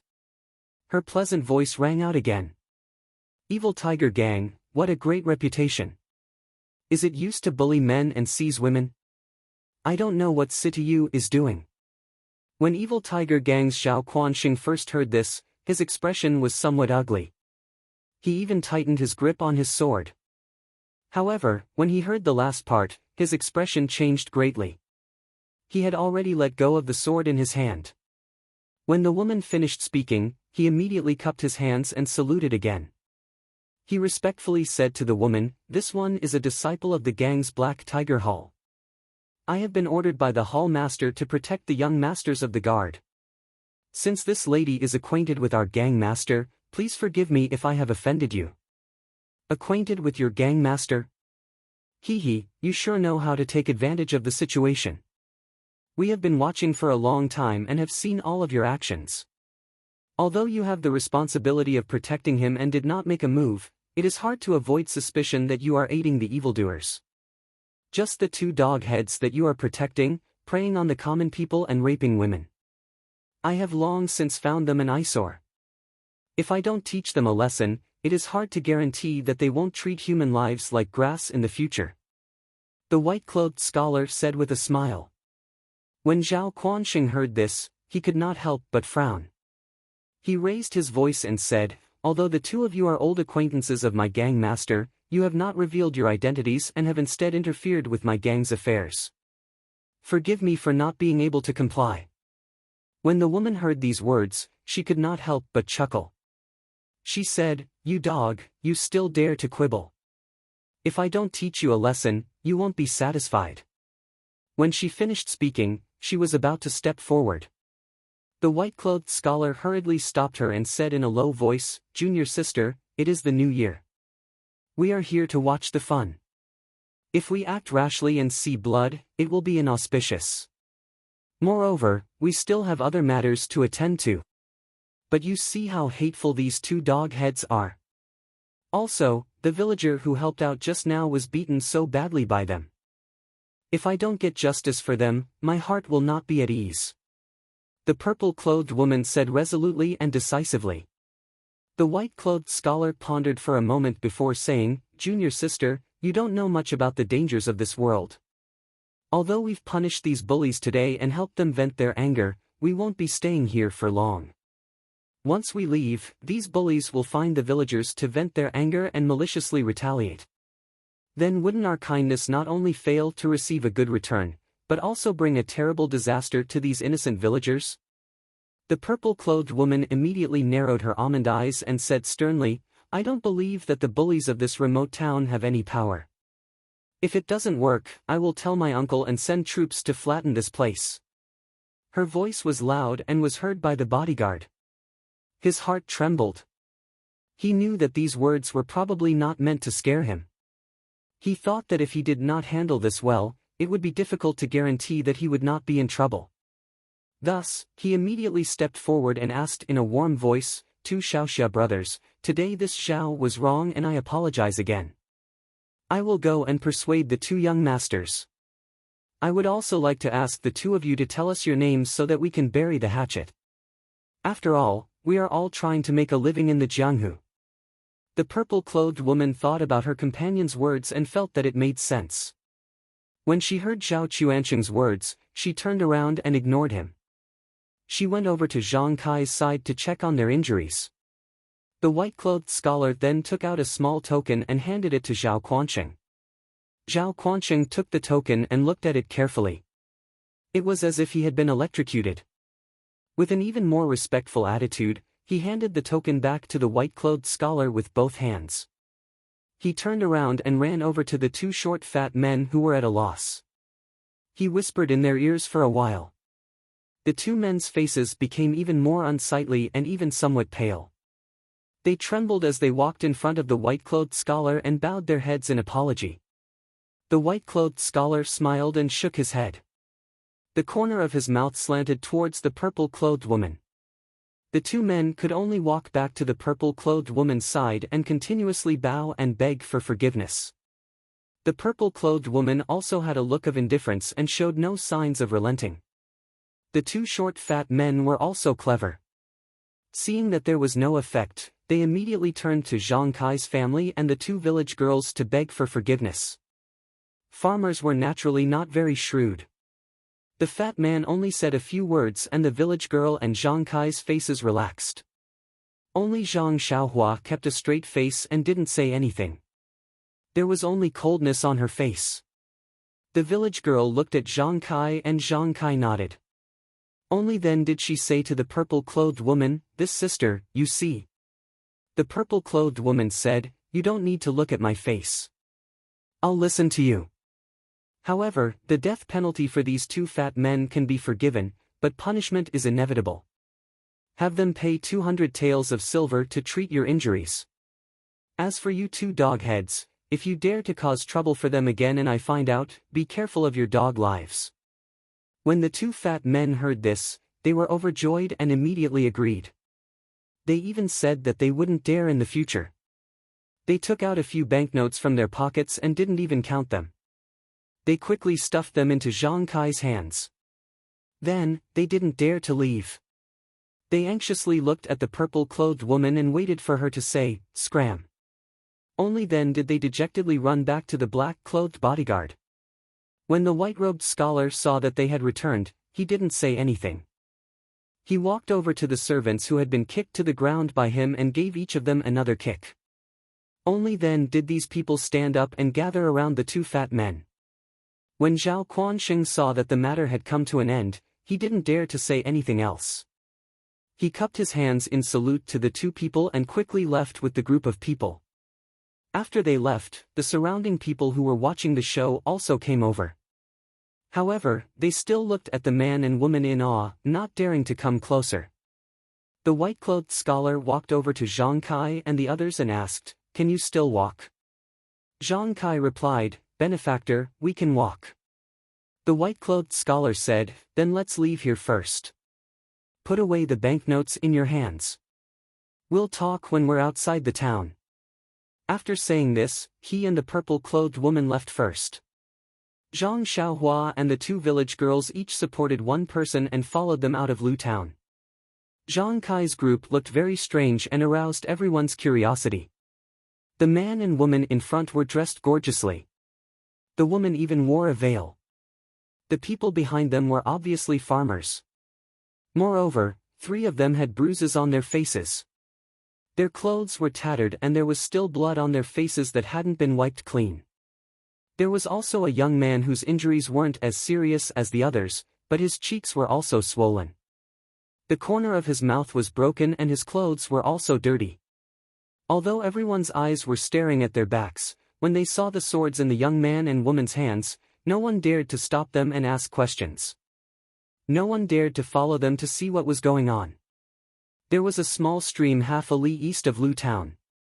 Zhang Kai and the others stopped here. The man and woman in luxurious clothes walked to a tree by the stream. Zhang Kai and the others walked to the stream and washed the blood and dirt off their faces and bodies. Fortunately, during the conflict just now, the servants didn't use their weapons. Although they were heavy-handed, Zhang Kai and the others didn't suffer any serious external injuries. Only Zhang Xiaolong's arm was stepped on many times. It should be broken. As for whether or not there were internal injuries, they didn't know. After Zhang Kai and his family finished cleaning, they brought the 2 village girls to the tree. Zhang Kai saluted and said, "Benefactor, we haven't asked for your great name. You saved our lives, please accept our respect." After saying this, he was about to kowtow and express his thanks. The white-clothed scholar hurriedly grabbed Zhang Kai's arm and said, "I'm ashamed. Don't call me benefactor. My name is Wenwenhai. You acted bravely for a just cause, disregarding your own life to save others. You should be the role model of our generation. Let me check your injuries first." After saying this, Wenwenhai grabbed Zhang Kai and the others' hands. He frowned and didn't say anything. Chapter 7. After Wenwenhai checked everyone's pulse, he smiled and said, "Everyone's body is fine. There is some blood clot in your body and some external injuries are serious. I have some commonly used medicine here. It is good for treating bruises. When you go back, apply it externally and take it orally. Rest a lot and you will be fine. After he finished speaking, he took out some small bottles and handed them to Zhang Kai. He said, "This brother's arm is broken. I can't do anything about it. Here is some silver. Take it to see a doctor. It shouldn't be a big problem." After he finished speaking, he took out some scattered silver and handed it over. Zhang Kai quickly waved his hand and said, "I don't dare." At this time, Zhang Xiaohu, who had dark circles around his eyes, said, "Take it, father. We have received so much from our benefactor. We don't care about this little bit. It is also a token of our benefactor's appreciation. You should take it." Zhang Kai turned around and blamed his son. He said, "Just now, we already took the silver from those people. How can we accept our benefactor's kindness?" After he finished speaking, he took out the banknotes that were just handed to him. After carefully counting, he was shocked. The banknotes were worth 10 taels each. There were actually 40 to 50 banknotes. He guessed that the short fatty was scared and didn't dare to count them. At this time, when Wenhai handed the silver over to Zhang Xiaohu and said, "This little brat has a forthright personality, I like him very much. Take it, that was someone else's compensation for you, this is mine." Zhang Kai saw that Zhang Xiaohu took the silver and didn't blame him. He told Wenhai about the banknotes. After all, it was a large sum of money. Zhang Kai didn't dare to privately deal with it. Moreover, he was afraid that those people would come back and cause trouble. The silver was a small matter, but his family's life was a big matter. When Wenhai looked at the large sum of money and smiled bitterly in his heart. In his mind, he would just let the short fatty pay a dozen or so taels of silver. However, he didn't know that his junior sister's nonsense had brought a lot of trouble to this family. He didn't dare to make a decision on his own, so he walked to the side and discussed it with his junior sister. Zhang Xiaohua accompanied his injured brother, but his heart was not calm at all. His cheeks and mouth were still burning with pain. Being bullied and almost losing his life had not affected him as much as seeing Wenhai descend from the sky and effortlessly deal with those vicious dogs. He had not yet recovered from the shock and hurt. His eyes were fixed on the sword in Wenhai's hand, and the seed in his heart seemed to be quietly sprouting. The two village girls stood behind Zhang Kai, not knowing what they could do to express their gratitude. They originally wanted to thank the purple-clothed woman, but seeing her unapproachable appearance, they didn't dare to approach and could only watch from afar. The result of Wenhai's discussion with his junior sister quickly came out. His junior sister took out a small token from her silk pouch and handed it to him. Wenhai didn't take it and said a few more words, but it seemed that he didn't convince her. He shook his head and reached out to take the token, then turned around and walked in front of Zhang Kai, saying, "Uncle, you should keep this large sum of money for yourself. Even if we take it away, if they chase after you, you won't have any way to return it to them. This is our sect's keepsake, given to you by my junior sister. If they come to ask for the silver taels, you can just return the banknotes to them. The scattered silver taels I gave are enough for you to heal your injuries. But if they have other ideas, you can bring this keepsake to the Lotus Flower Escort Agency's outpost in town and look for their manager. Just say that the owner of the token asked you to look for them. If there's anything, just tell them." After she finished speaking, she handed the token in her hand to Zhang Kai. Zhang Kai carefully received this life-saving token and looked at it carefully. This was a black token about 3 inches in size and was very heavy to the touch. He didn't know what material it was made of. On the surface, there were 2 strangely drawn words that Zhang Kai didn't recognize. Beside the words, there were many strange patterns. On the back of the token, there was a word Qing that Zhang Kai could recognize. It should be the symbol of Wenhai's junior sister. Zhang Kai cautiously kept the token in his bosom and pinched it a little worriedly.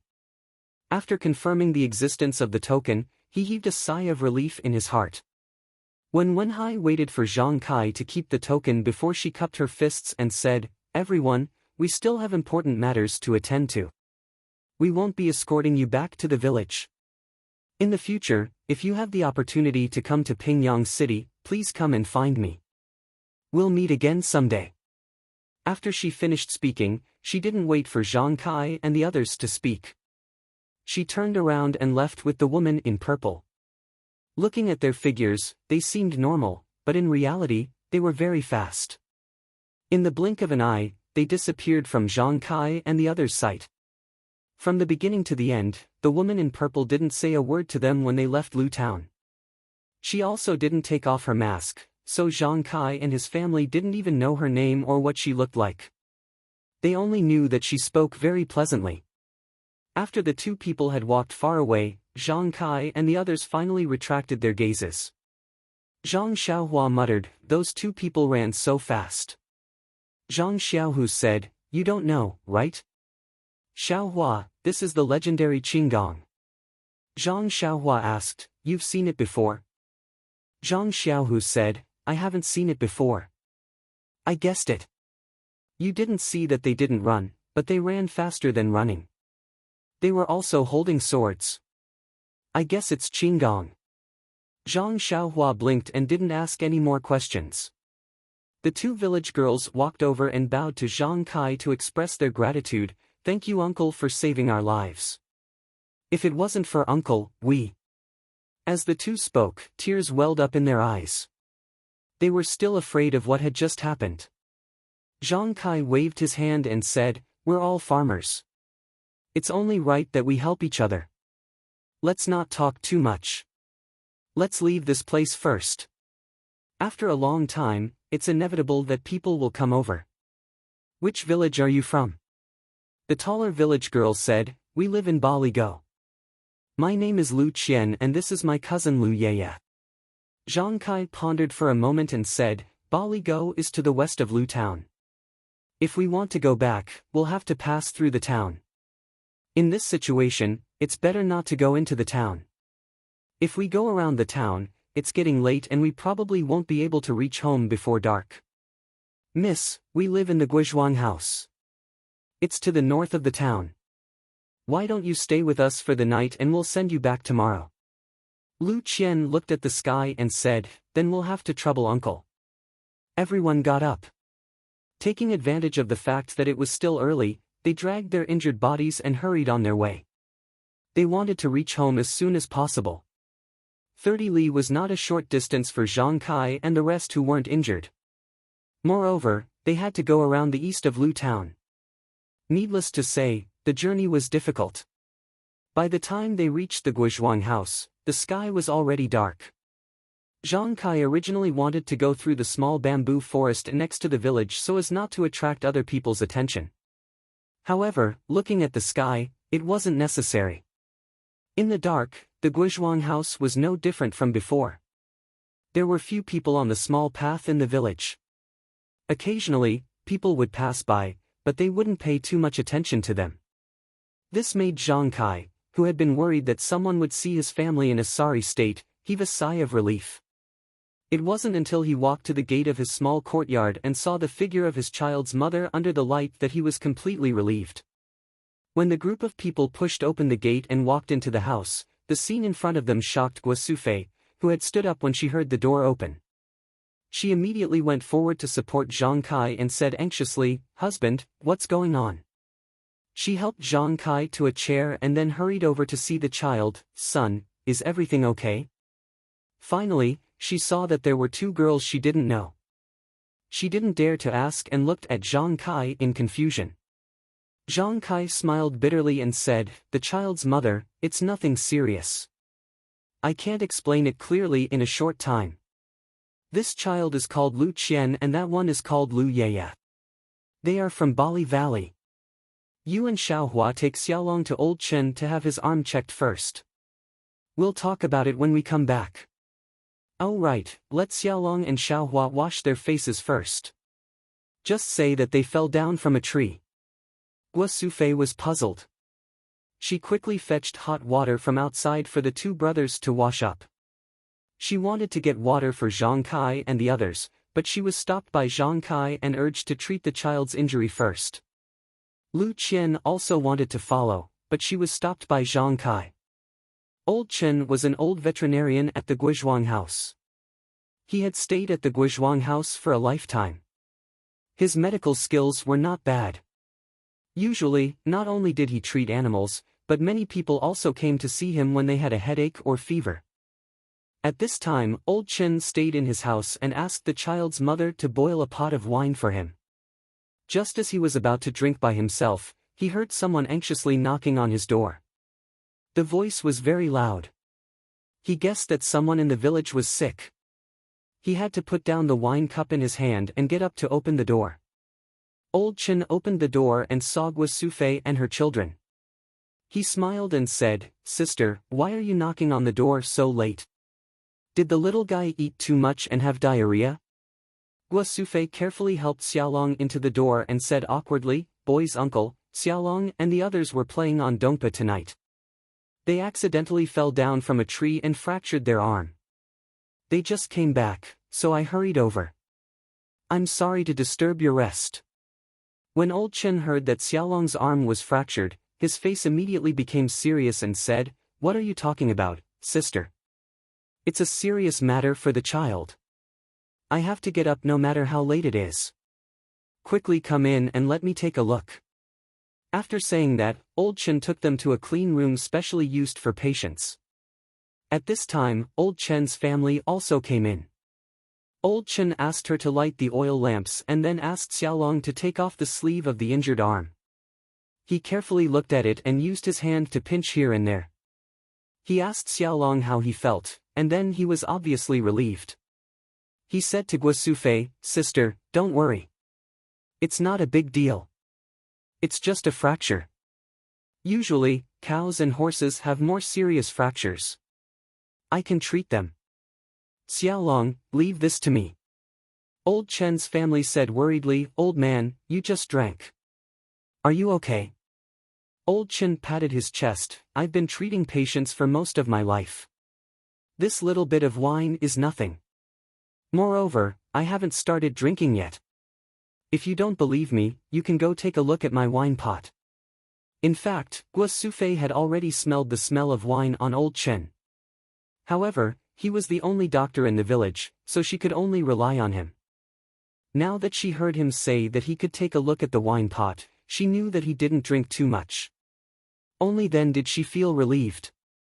Old Chen found a few very smooth pieces of wood and took out a porcelain jar from the cabinet. He opened the seal and immediately, a pungent smell of medicine came out from inside.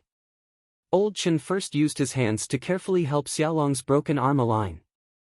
Then he took out the ointment from the jar and applied it evenly on Xiaolong's arm. He wrapped it with a white cloth and finally fixed it with a wooden board. During the whole process, Xiaolong was in so much pain that he clenched his teeth and sweated profusely. Guo Sufei felt sorry for him and used a towel to wipe him. After doing all this, Old Chen washed his hands and said to Guo Sufei, "Sister, take the children home to rest. Come back in half a month to change the dressing. It takes 100 days to recover from a bone injury. He won't be able to use a hoe for a long time." Guo Sufei thanked him profusely and left some copper coins. Then she took the two children home.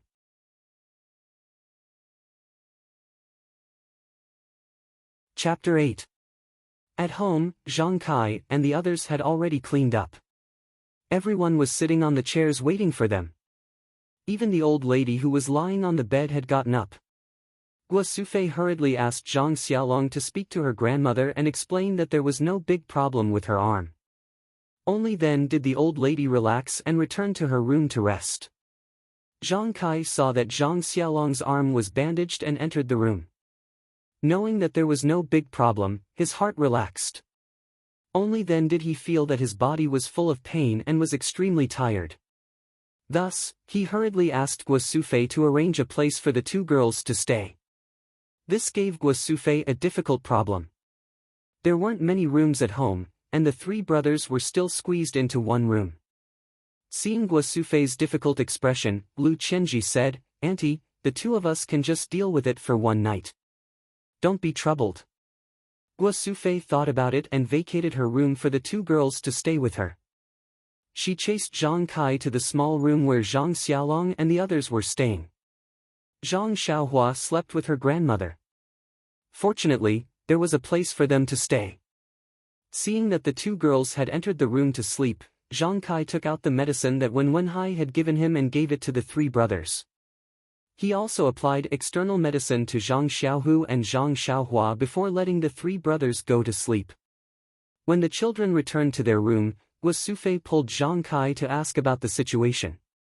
When Zhang Kai finished telling Guo Sufei everything that had happened during the day, Guo Sufei was so scared that her face turned ashen. Her body was trembling a little. She cried softly and said, "Father of the children, we almost couldn't see you again. We went to the market during the New Year and encountered this." Zhang Kai coaxed her and said, "It's okay.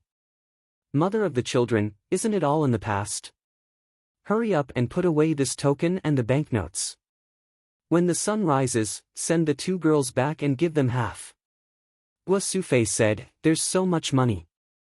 We'll never see so much money in our lifetime. Why don't we just return it to them?" Zhang Kai said with a straight face, "We don't know who they are. Moreover, our benefactor is right. If we rashly return it, they might want our lives. The lives of farmers aren't worth anything. At that time, if they come to take it, just give it to them." Guo Sufei nodded in agreement. After the old couple finished talking, Zhang Kai took the medicine orally and asked Guo Sufei to apply the ointment for him. He then went to sleep in Zhang Xiaohua's place. Guo Sufei waited for Zhang Kai to lie down, then went to check on the three Xiaolong brothers. They had also fallen asleep, and only then did she return to her room. The two girls in the room were tired after the fright of the day, and fell asleep as soon as their heads touched the pillows. When Guo Sufei came in, they didn't know. Guo Sufei looked at the two girls' quiet faces and smiled kindly. Then she seemed to have thought of something and became pensive. #160, in the afternoon, after Wen Wenhai left the ointment for Zhang Kai and the others, he and his junior sister used Qinggong to walk for a while. Seeing that they were about to reach the main road, the two of them stopped. Wen Wenhai said, "Junior sister, we're about to reach the main road. We can't use Qinggong anymore. You see, we were busy saving people in the afternoon and left the horses in town. What should we do next?" His junior sister said softly, "We'll follow senior brother's arrangements." Her voice was still pleasant to hear, but also cold. When Wenhai smiled bitterly and pinched his nose as he said, "Junior martial sister, I see that you're usually indifferent to people and things, and you're always indifferent to everything. Why did you insist on me going to save someone in the afternoon? You even left your token behind. If those farmers used it to do bad things, what should we do? You won't be able to explain it to Master." His junior sister said, "I have to thank senior brother for this afternoon's matter. I'll report to Master about the token. I believe Master will understand." Wen Wenhai said, "Forget it. Let's go back and tell Master. I should have also taken action in the afternoon's matter. Eliminating the strong and helping the weak is the responsibility of us martial artists. It's because we have a mission. Otherwise, I would have already taken action and wouldn't have let Zhang Kai's family get hurt." His junior sister smiled and said, "I knew senior brother was a kind person and wouldn't leave them alone." Wen Wenhai said, "You little girl, you've been cold and warm-hearted since you were young. We grew up together, so how could I not know what you're thinking? However, it's still early. According to the waiter at the restaurant yesterday, there's still a long way to go. We can't delay any longer. Let's go get the horses and ride them." His junior sister still said, "I'll follow senior brother's arrangements." When Wenhai thought for a moment and said, "Junior sister, you're wearing a veil. You'll attract a lot of attention. Just wait here. I'll go to the inn in town to find a horse."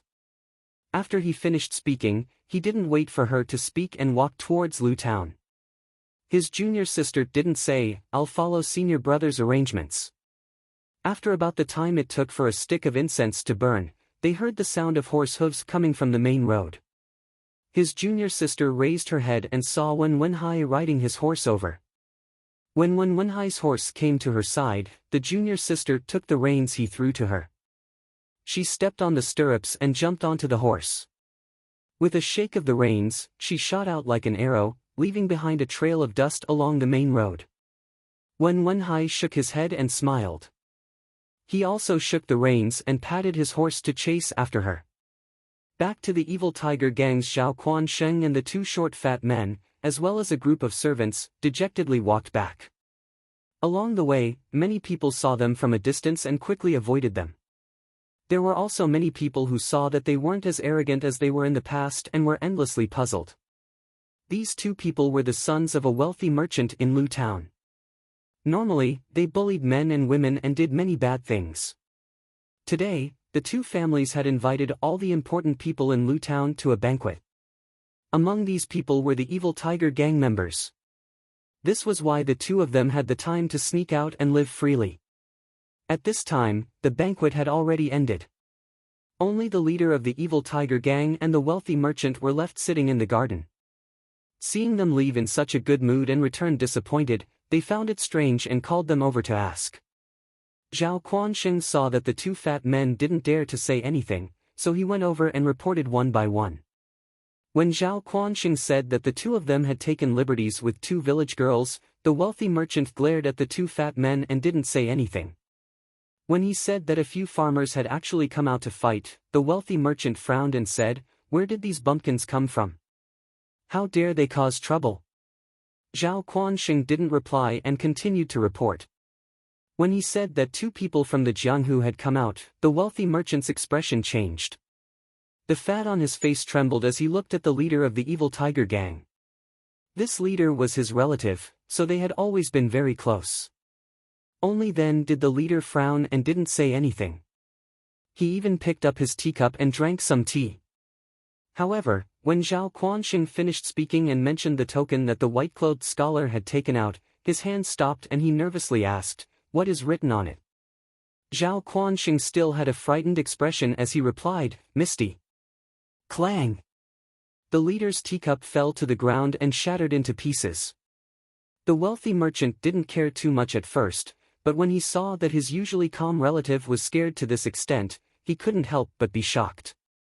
He quickly asked, "Third brother Zhao, what is a misty?" Third brother Zhao didn't reply. He stood up and walked in front of the two fat men. He raised his hand and slapped them. After a few slaps, their faces immediately swelled up and blood flowed out from the corners of their mouths. The two of them were so scared that they didn't dare to leave even if they wanted to. They could only call out "Third uncle" and beg for mercy. Third brother Zhao angrily said, "You two prodigal things. Normally, you've done no lack of bad things like bullying men and taking women. Your father has already given you 4 concubines. Why aren't you satisfied? Is that village girl very pretty?" Seeing that the two of them didn't dare to speak, he forced them to say, "Speak, is she pretty?" The two of them said, "She's not very pretty. She just looks delicate and pretty. My heart itches." Third brother Zhao was so angry that he laughed and said, "If she's not pretty, then you should take liberties with her. Your hands are itchy too. I really should chop off your hands. Do you know how much trouble you've caused?" At this time, the wealthy merchant also knew the severity of the situation. He quickly walked forward and asked, "Third brother, is the trouble very big?" Third brother Zhao didn't answer his question. Instead, he narrowed his eyes and thought for a while. Suddenly, he said strangely, "Why did the two of you come back in one piece?" This question was very abrupt. The two fat men didn't know how to answer. Zhao Quansheng took over and said, "Hall master, it's like this." He then told him everything that had happened. That third brother Zhao sat back down in his chair. He closed his eyes and didn't speak again. It was as if he was thinking about something. One of the fat men who had just been beaten muttered heartlessly, "They said they would give us 200 taels of silver. I didn't really count before I gave them 500 taels of silver in banknotes. When I'm free tomorrow, I'll get someone to find out which bumpkin gave us this money. I'll make sure they return it. Third brother Zhao opened his eyes at this time. He angrily slammed the table and said loudly, "Bastard, you dare to go. You're not allowed to take this money back in the future. That's the money you used to buy your lives." The wealthy merchant came over and said, "Third brother, what are you talking about? You've confused your little brother.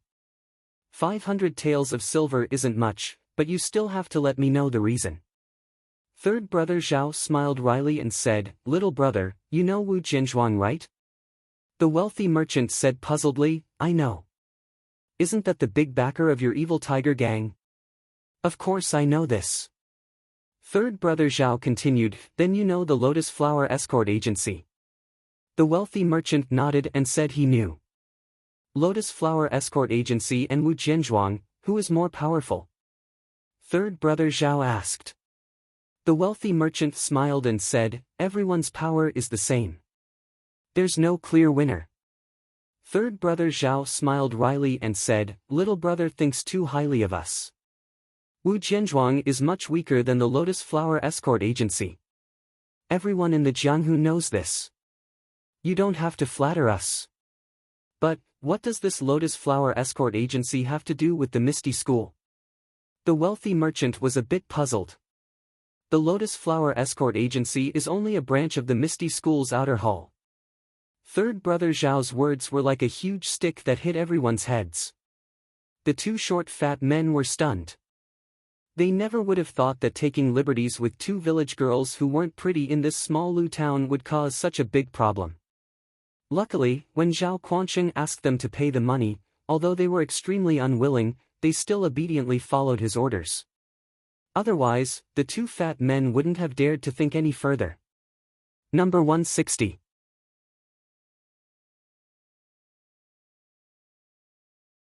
Chapter 9. The merchant was also dumbfounded. He knew about the Lotus Escort Agency, but he didn't know exactly how powerful they were.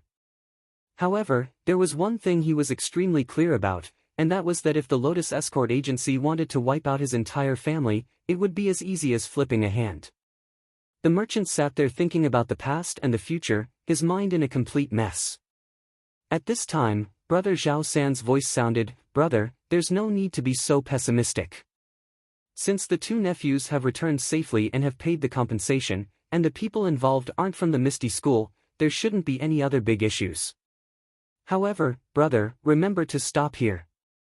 Don't go looking for trouble with those people. If the people from the Misty School find out." These words were like gospel.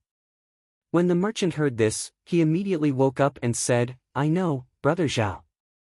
I can't wait to send them another 5,000 taels of silver. Men, send the two young masters back to their courtyard and keep a close eye on them.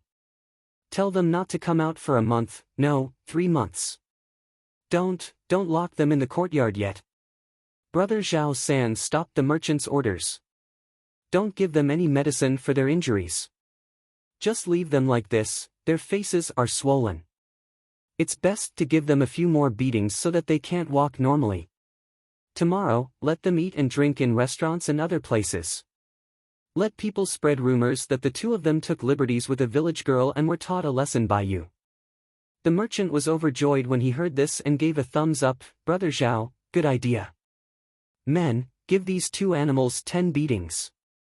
The two pitiful short fat men didn't understand why being beaten was a good idea. They could only curse this cheap uncle in their hearts as they screamed for mercy. After Brother Zhao San finished these things, he turned to Zhao Quansheng and said, "Quansheng, you handled this matter very well. I'm extremely satisfied. I'll put in a good word for you in front of the gang leader." Zhao Quansheng was overjoyed when he heard this. "Isn't this all thanks to your daily teachings, Hall Master? Quansheng is willing to serve Hall Master wherever you go." The merchant also said, "Quansheng, it's all thanks to you today. I have to thank you properly. Men, bring me 1,000 taels of silver." Zhao Quansheng said, "No need to be polite. We should protect the young masters when we go out." Hall Master Zhao said, "Take it, you deserve it. If it weren't for you, even 10,000 taels of silver wouldn't have been enough." Only then did Zhao Quanqing politely accept the thin banknotes and put them in his pocket. At this time, Hallmaster Zhao said, "Quan Sheng, hurry up and inform the gang leader that someone from the Misty School has appeared in Lu Town. I don't know why they're here at this time." After Zhao Quanqing agreed, he immediately bid farewell to the wealthy merchant and left. Not long after, he appeared in a remote courtyard and walked into a small hut.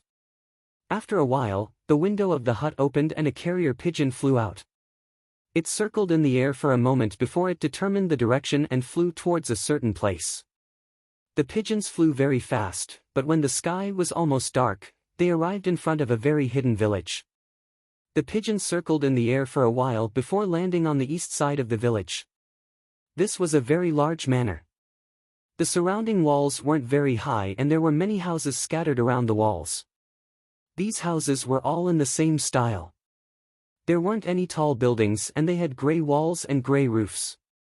The house that the pigeon landed in was a house in the middle of the courtyard. After the pigeon landed, it was impossible to tell which house it was. The pigeon landed on the window sill of the hut and made a coo-coo sound. A man dressed in martial arts clothes came out from the house and quickly walked to the window sill. When the pigeon saw the man, it flew onto the man's arm and walked back and forth. The man took out a small tube from the pigeon's leg and then used his hand to rub the pigeon's back. He also took out a handful of food from his pocket and scattered it on the table next to the window sill. When the pigeon saw this, it spread its wings and flew over, happily pecking at the food. The man took the small tube and quickly left the house. The man walked out of the house and passed through several corridors before arriving in front of a slightly larger house in the middle of the manor. He carefully knocked on the door and a hoarse and dignified voice came from inside, "Come in." The man carefully opened the door and walked into the house. The windows were open and the oil lamp wasn't lit. A thin figure stood in front of the window with his hands behind his back and looked outside. After the man bowed, he respectfully said, "Hallmaster Situ, Hallmaster Lu has news." The figure made a sound of surprise and said, "It's the new year. What kind of news would need to be sent by carrier pigeon? Quickly light the lamp." After the man lit the oil lamp, Hallmaster Situ turned around. The man offered the small tube and Hallmaster Situ took it. He took out the slip of paper and placed it on the oil lamp. His thin face couldn't help but frown as he muttered, "Why did they come to this remote and desolate place?" Then, he placed the slip of paper on the flame and burned it. He glanced at the man and said, "You can go." The man bowed and quietly left, leaving Hallmaster Situ sitting alone in the flickering flame of the lamp. Hallmaster Situ knew that he had to let his gang leader know about this news. However, he didn't know where to go. This was because, as early as last night, gang leader had told him that he had something important to do today. When he went to find gang leader this morning, he couldn't find him. Just as Hallmaster Situ was guessing gang leader Situ Ping's whereabouts, his cousin, who had always been competitive and not inferior to men, was riding a horse and following behind a young man in embroidered clothes. She whispered to the young man, "Ma, this is the tallest mountain in Lu Town. It's called Stone Man Peak. It got its name because there's a stone on the mountain that looks like a person. If we hurry, we'll be able to enter the mountain in the time it takes for half a stick of incense to burn. However, I don't know where young master wants to go, so I can't tell you the exact time." Ma turned his head and waved the horsewhip. He gently said, "Gang leader Situ, there's no need to be so reserved. Since Manor Head Wang recommended you as a guide, I don't treat you as an outsider. After we finish this matter, I'll definitely reward you. As for the specific location, I'll tell you when we enter the mountain." Situ Ping looked at Ma's gentle jade-like face and elegant eyebrows. She lowered her head and repeatedly said that she didn't dare. She knew that this Ma was someone with a great background. In the past, she had tried to act like a woman in front of Wu Jian village's Wang Hong. Perhaps it had been useful. However, this was the first time she had met this Ma. Moreover, he had been lukewarm the entire time. How could she dare to act like a woman? She just needed to be alert and cautious. Just like that, the two of them urged their horses forward in the twilight. On the other side of the mountain, Wen Wenhai and his junior martial sister were also galloping towards the mountain. Seeing that the mountain was nearing, Wen Wenhai slowly tightened the reins and slowed down the horse. He turned his head and said to his junior martial sister, "Junior martial sister, we're about to reach the mountain. I think we should eat something first and rest for a while. Once we've recovered our energy, we'll be able to deal with the situation in the mountain. Perhaps there'll be a tough battle ahead." The junior martial sister nodded in agreement. The two of them dismounted and rested. They took out the dry rations they had brought with them and ate. After they finished eating and drinking some water, the junior martial sister couldn't help but ask with some worry, "Senior martial brother, this mission is so important. Why didn't Master come personally? No matter what, he should have let the sect leader come. Why did he send the two of us? I really don't know what Master is thinking." Wen Wenhai took another sip of water. He looked around and said in a low voice, "Junior martial sister, Master naturally has his own reasons for making such arrangements.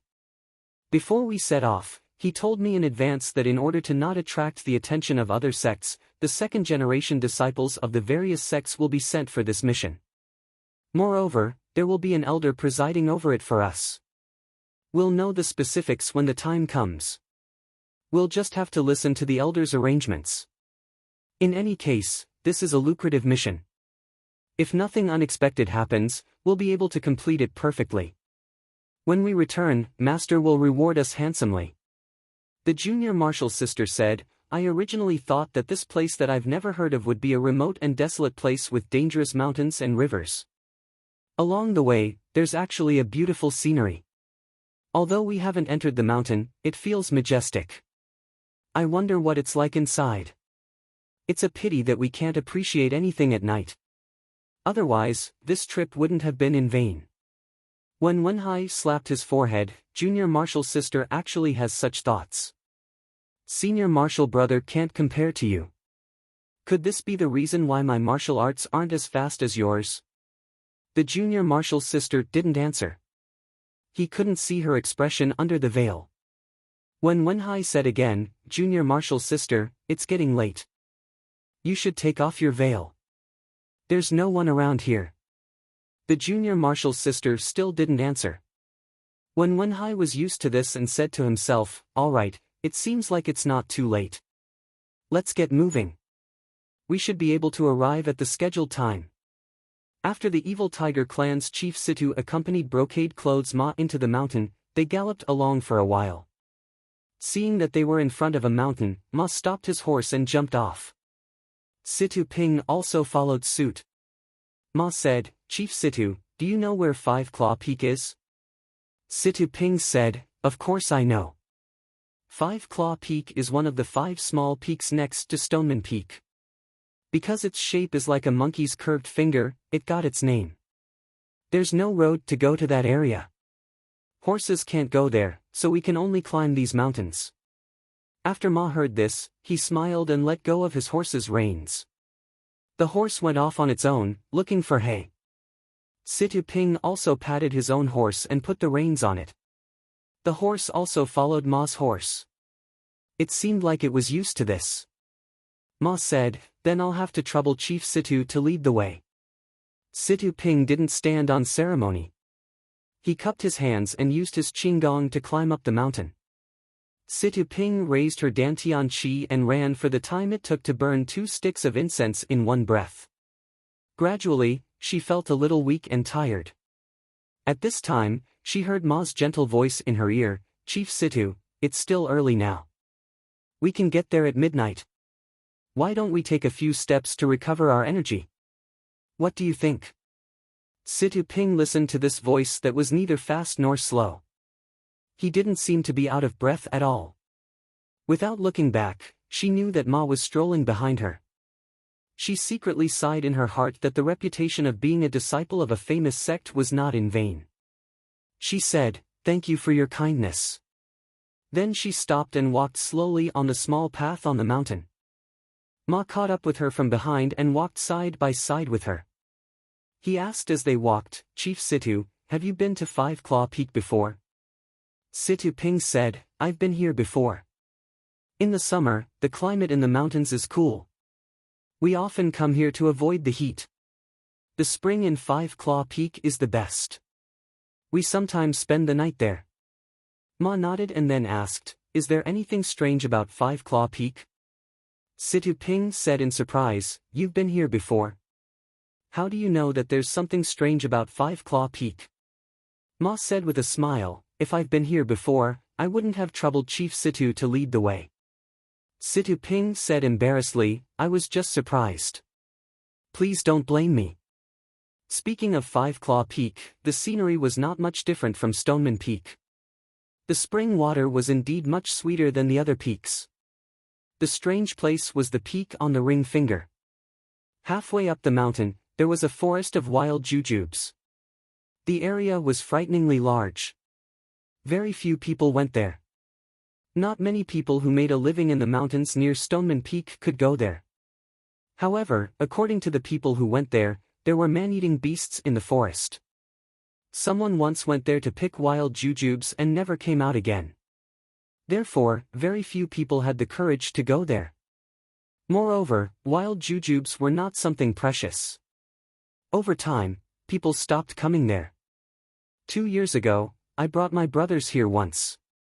In order to scout the way, we let a wolf dog in. However, it did not come back. We did not dare to go too deep and went back after scouting the periphery. Situ Ping didn't hide anything from young Master Ma regarding the matters of the faction and spoke leisurely.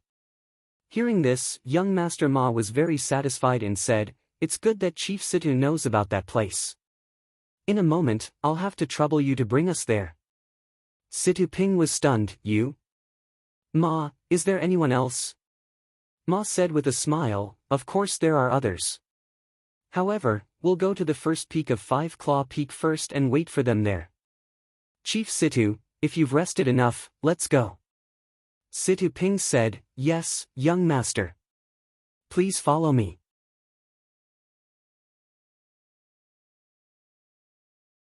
Chapter 10. It was very quiet in the mountains at night. There weren't many birds and insects chirping. Occasionally, a wolf howl would come from somewhere and cut through the darkness, showing the danger of the wilderness. It was a cloudy night. The moon had already hidden behind the clouds to sleep. Looking at the dark clouds in the sky, they didn't know when the tender crescent moon would show its head. Fortunately, Situ Ping and Ma were martial artists and had sharp eyesight. It was only because of this that they were able to walk in the dark night as if they were flying.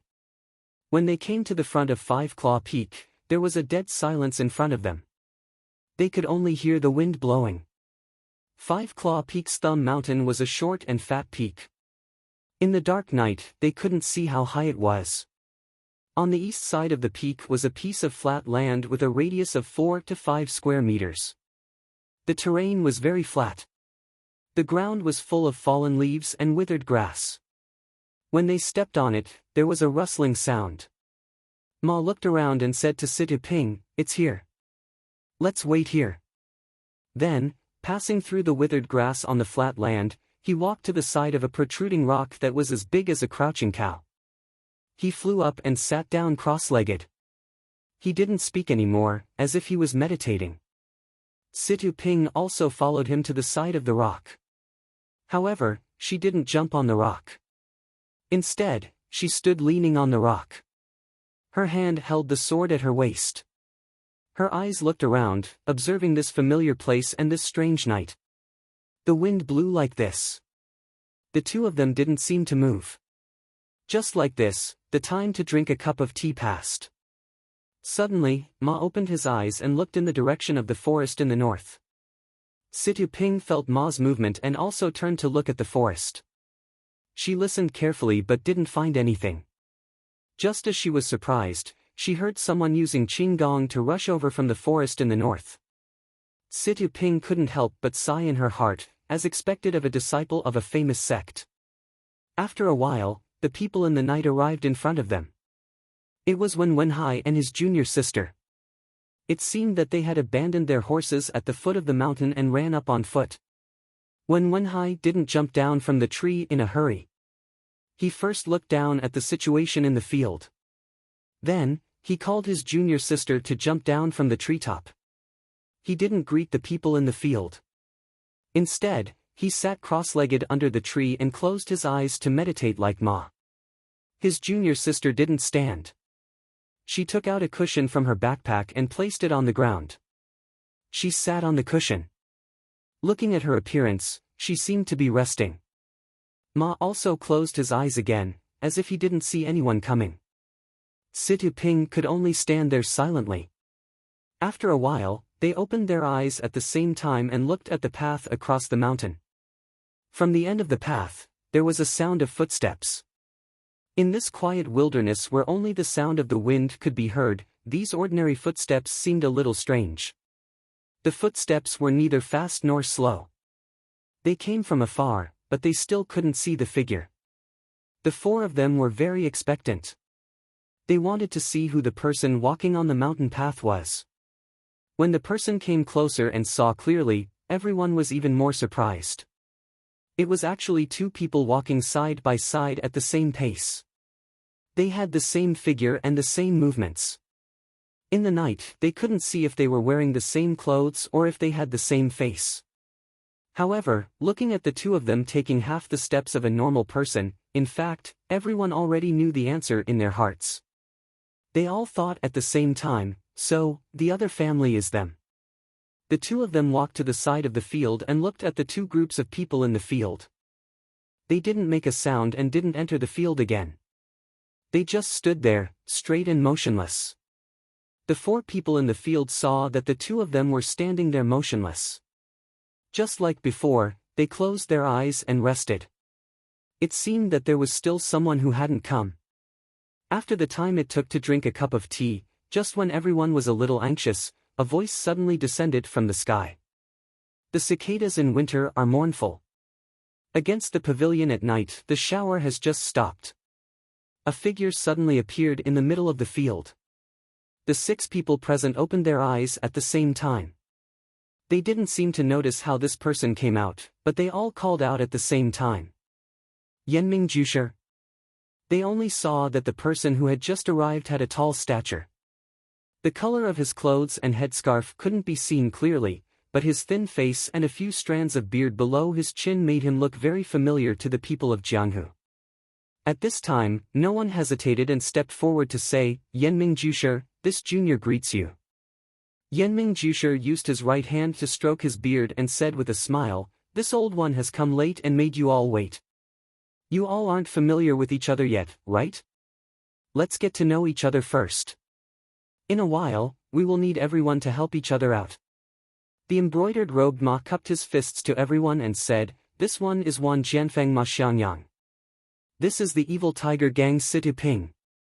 Then, afraid that everyone would misunderstand, he continued, the evil tiger gang is in this area.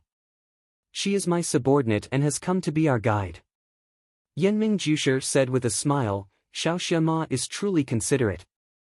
Then I'll have to trouble Chief Situ. Situ Ping hurriedly saluted and said, to be able to serve everyone is my honor. Then, Wen Wenhai also cupped his fists and saluted, this one is Misty School's Wen Wenhai. This is my junior apprentice sister Xueqing. Xueqing finally took off the veil on her face, revealing her true face. However, no one could see it clearly in the dark. She didn't say anything and only cupped her fists towards everyone. Yenming Jusher said, I've long heard of Misty Wen's Xiaoxia Ma and Xueqing's great names. Now that I've met you in person, you are truly worthy of your name. I am greatly comforted. Finally, the two people standing there silently cupped their fists and said to everyone, Tan family's Tan Wen. Tan Wu. Their rough voices came one after the other. Paired with their tall statures, they were quite imposing. After Yenming Jusher heard everyone introduce themselves, he put away the smile on his face and said, all right, I'll also introduce myself. I am Yenming Villa's Villa Lord Yenming Jusher. From now on, everyone knows each other and knows who the 4 powers participating in tonight's matter are. Our operation will begin now. When you arrived, your sex elders must have already given you orders. Tonight, listen to everything I say. I've also reached an agreement with your sections.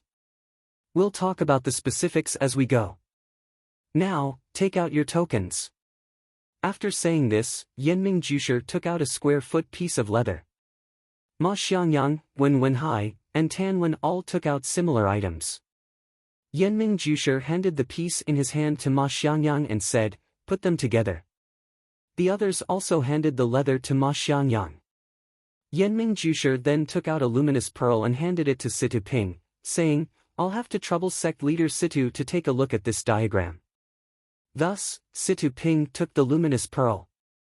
Ma Xiangyang quickly put the 4 pieces of leather together under the light of the luminous pearl. Under the faint light of the luminous pearl, everyone could see that there was a map drawn on the leather. It was shaped like 5 fingers, and there was even a circle drawn in the middle of the ring finger. Situ Ping carefully looked at the map. He exchanged a glance with Ma Xiangyang and said to everyone, "That's right, this map is the 5-clawed peaks. The 5 claws are all the same length. Look, this thumb is longer than the index finger, and the ring finger is the longest." When everyone heard this, they all looked at Yenming Jusher. Yenming Jusher said, "That's good. Everyone, take back your things." Ma Xiangyang obeyed and returned the 4 pieces of leather to their rightful owners. Situ Ping also returned the luminous pearl to Yenming Jusher. Yenming Jusher took the luminous pearl and said, "Sect leader Situ, do you know where the circle should be?" Situ Ping said, "That's a forest of jujubes. I've been there before. I once let a wolf dog go in, but it never came out." Yenming Jusher said, "That's good. Then I'll have to trouble sect leader Situ to lead the way." Situ Ping said, "All right. Then I'll have to ask everyone to follow me." After he finished speaking, he used his qinggong to move forward. Yenming Jusher looked at Ma Xiangyang, Wen Wenhai, and Tan Wen. They nodded in understanding and used their qinggong to follow in that order. Finally, Yenming Jusher looked around carefully. When he didn't find anything out of the ordinary, he got up and followed them like lightning. The only thing left was the lonely crouching ox rock. The wind blew past, blowing up the fallen leaves and withered grass. Soon, all traces of the rock were covered. It seemed that no one had ever come to such a remote place in the middle of the night. The group of 7 used their qinggong and was led by Situ Ping. Like a gust of wind and lightning, they swept through the dark night. In about the time it took for 2 incense sticks to burn, they arrived at the previously mentioned Jujubes forest. At this time, the moon had already set in the west. Thick black clouds still covered the sky. It wouldn't be long before the sky brightened. In the darkness, the Jujubes forest couldn't be seen clearly. It was like a huge monster was entrenched in the middle of the mountain. Situ Ping looked at the place he had been to before and felt a trace of unfamiliarity. So there was such a difference between day and night. He didn't know what secret this mysterious Jujubes forest was hiding. It actually made the 4 sects come all night and cooperate like this. Situ Ping stopped and waited for everyone to arrive. He said to everyone, "Everyone, this is the Jujubes forest marked by the circle on the map. According to the height, it should be here." Yenming Jusher said, "It should be correct." After he finished speaking, he didn't go forward to look. Instead, he sat down on the ground. Seeing that everyone didn't understand, he smiled and said, "There's still some time before we make our move. Everyone rest for a while. I'll explain it to you. Otherwise, you'll still be confused. I can guarantee that nothing will happen if we go in." Thus, the other 6 people sat on the ground in a semicircle in front of Yenming Jusher. Yenming Jusher organized his thoughts and looked at the juniors sitting around him. He said, "Do you know the one-armed sword god from 300 years ago?" Everyone shook their heads. Yenming Jusher continued, "Before the 2nd of February last year, I didn't know. Your master also didn't know. On the 2nd day of February last year, my wife and I went to Yu City's Dragon God Temple to burn incense. In the Dragon God Temple, we actually met your Wan Jianfeng's Wan Qingjiu and his family. There was also your Misty School's Peng, and the Tan family's master Tan Yefeng. The 4 of us had been close friends for a long time, but we had never met. When we finally met, we all left our families and found a place to compare martial arts and drink. We brought our swords and wine to Wudong Mountain next to Yu City. We were prepared to spend a few days happily, but unexpectedly, just as we reached the top, we encountered a strange thing.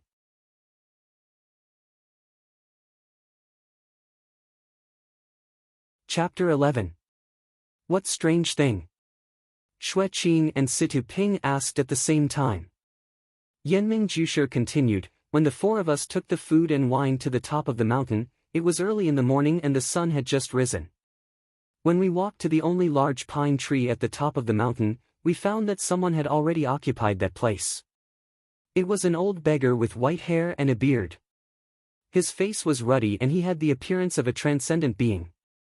He was lying on a stone slab under the tree. When the rising sun shone on his body, he looked like an immortal. Yanming Jusher narrowed his eyes and spoke slowly, as if he was reminiscing about the past. But his clothes were ragged and he looked like a beggar. We thought that he was an elder of the beggar sect, but he didn't carry a cloth bag. When the old beggar saw us walk over, he asked, "Do you know martial arts?" We all nodded and said yes. Then he asked, "Do you have wine and meat?" We nodded and said yes. He then said, "Bring the wine and meat over." At that time, I was the one who was holding the wine and meat. I listened to him and gave him the wine and meat. When the old beggar saw the wine and meat, his eyes lit up. It was no less than the sunlight shining on his body. After the old beggar took our wine and meat, he didn't stand on ceremony and wolfed them down. Strangely enough, the four of us just watched him eat and drink until he finished all the wine and meat. Then he wiped his mouth and said, "Good wine and good meat, I didn't waste this life." Then he said to me, "You're not bad." Then he said to the other three, "You're not bad either." Then, the old beggar took out a piece of leather from his bosom and tore it into 4 pieces with his bare hands. He casually tossed one piece to each of us. I took my piece and was about to open it when the old beggar took out a small book from his bosom and tossed it to me. After doing this, he lay back down on the stone and closed his eyes, ignoring us. The few of us were completely baffled. We opened the leather in our hands and carefully examined them. "They are the ones you are holding now." However, we still couldn't figure it out. Thus, I opened the booklet again. The more I read, the more shocked and excited I became. When everyone saw my surprised expression, they knew that they had encountered something good. After I finished reading, your masters also read it. Only then did we know that we had picked up a treasure. According to the booklet, this piece of leather is a treasure map left behind by a swordsman named Chu De 300 years ago. The place where the treasure was hidden is the Jujube forest in front of us. Chu De obtained this treasure map and found the sword manual and medicine here. After that, he lived here in seclusion and practiced his swordsmanship for more than 10 years before becoming a Jianghu swordsman. After Chu De achieved great success in his martial arts, he did not take the sword manual and medicine with him. He left them here, waiting for a fated person in the future. The booklet also explained how to use the leather and the time to enter the treasure trove. To tell the truth, at that time, the four of us were immediately excited and wanted to find this place to take the treasure. However, after looking at the time, we realized that we only had the opportunity to enter on the 15th day of the first month of each year. Only then did we calm down. Yanming Jusher looked at the gradually darkening sky and continued, "To tell the truth, when we saw this huge meat pie fall on our heads, we felt dizzy at first. When we woke up, we felt that it was too inconceivable. However, the old beggar was still lying on the stone. We were full of questions and waited for him to wake up. However, we soon discovered that the old beggar was not asleep. He was not breathing at all. The four of us checked and found that he had indeed passed away.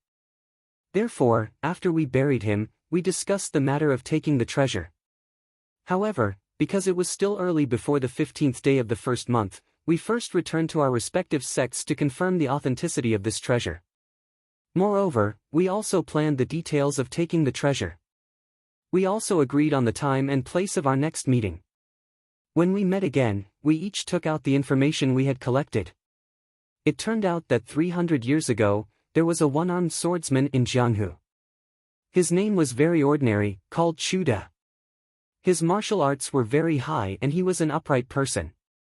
At that time, there were often rumors about him eliminating evil and bringing peace to the people. However, no one knew his origin. Everyone tried their best to find out about his sect and origin, but it was to no avail.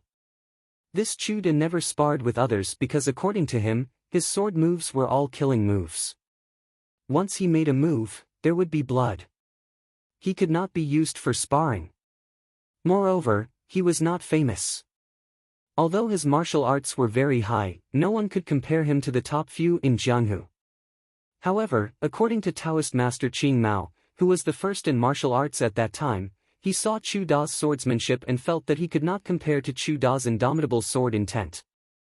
After hearing this, the entire Jianghu was in an uproar and no one dared to provoke Chu Da. However, there were also people who wanted to be famous who pestered Chu Da and requested to spar with him. Chu Da avoided all of them. Until one day, Chu Da encountered the second most powerful swordsman in Jianghu who was massacring a village. In a fit of righteous indignation, he killed the swordsman with his sword. From then on, his ears were quiet and no one came to court death. Yunzhou, where Chu Da lived, was called Pingyang City 300 years ago. There was no one in Jianghu who dared to run amok there. Actually, what we coveted the most was not his martial arts. As for the sword manual, only the people from Wan Jianfeng would covet it. Yanming Jusher said to Ma Xiangyang with a smile.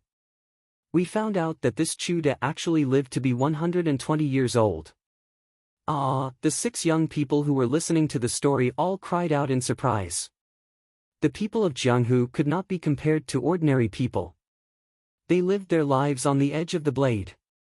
It was inevitable that they would have internal and external injuries. When they were young, it was not a big problem. However, in their later years, they would show their prowess.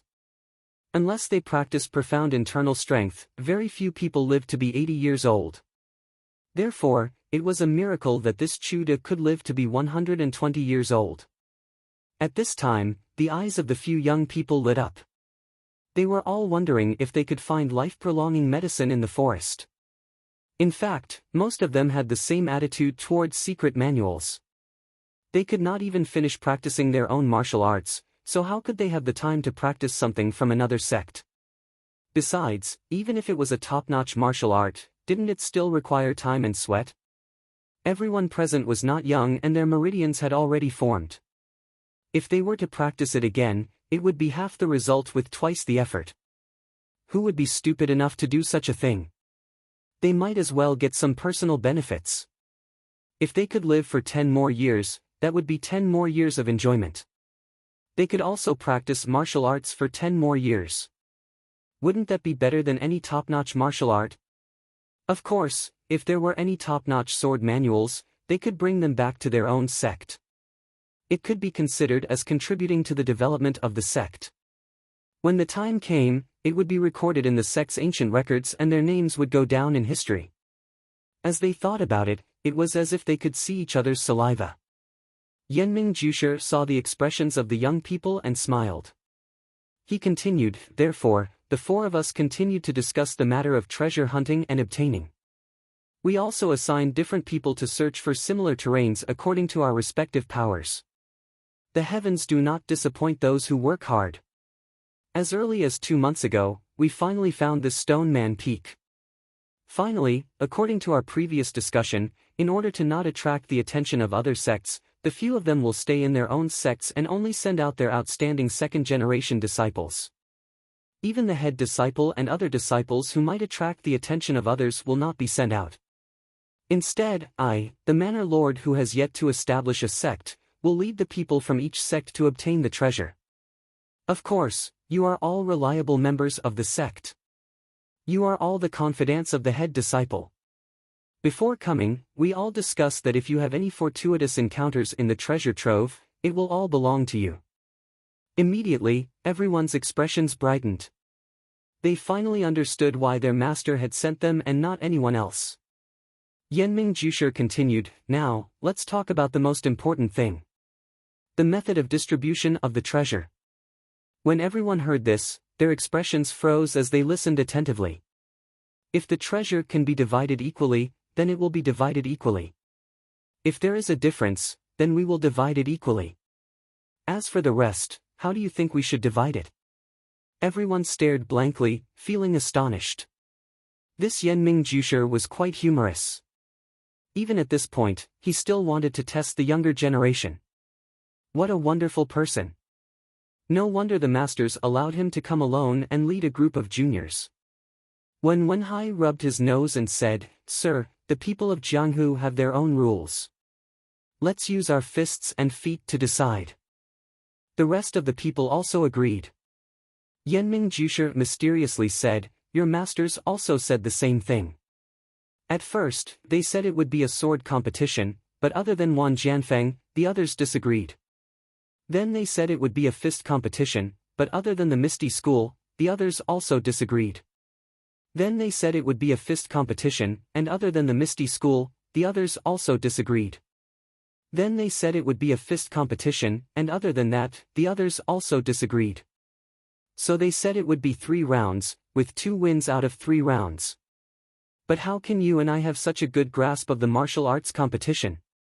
They were also worried about the safety of their disciples. Can you guess what method it was?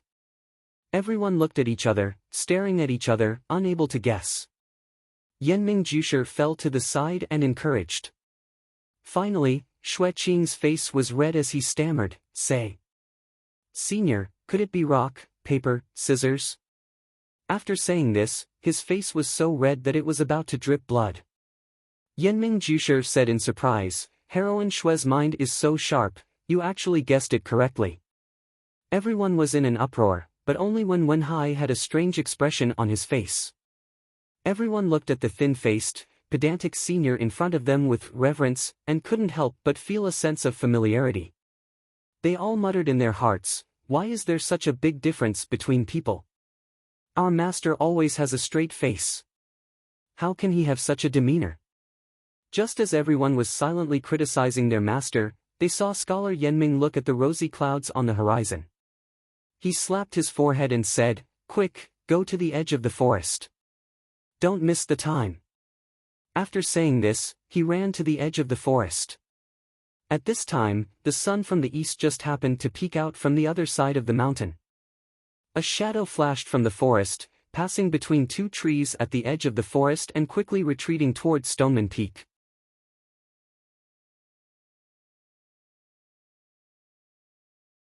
Chapter 12.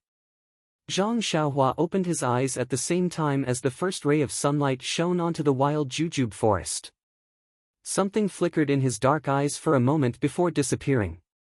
Zhang Xiaohua did not immediately get up like usual. Instead, she laid down on the Kong bed and closed her eyes again.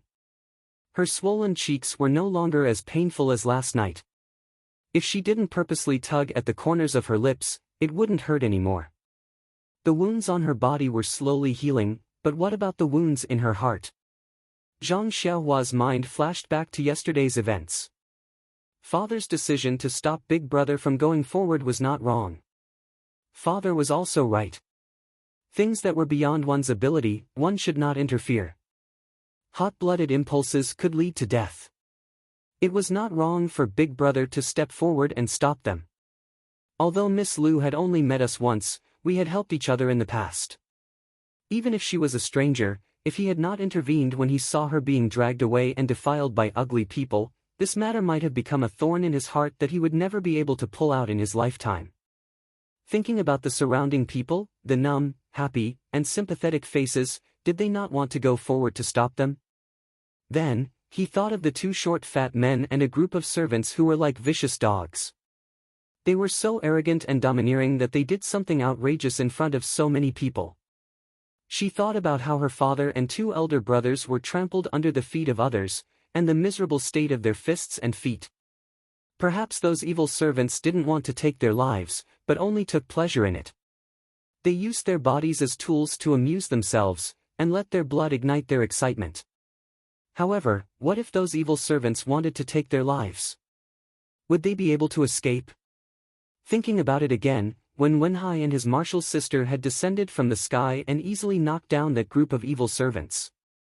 The two of them didn't even tell Zhao Wanqing their names. With just a few moves of martial art and a token, they made those two arrogant bullies surrender without putting up a fight, obediently apologizing for their crimes. A thought flashed through his mind like lightning. Martial arts. I need strength, I need martial arts. This time, it was because he met Wenhai and his junior sister. They were righteous and saved him. If they did not help, then his family would have been beaten up and their lives would have been in danger. It was not reliable to rely on anyone. He had to rely on himself. Only when he had strength would he have the ability to protect himself and his family.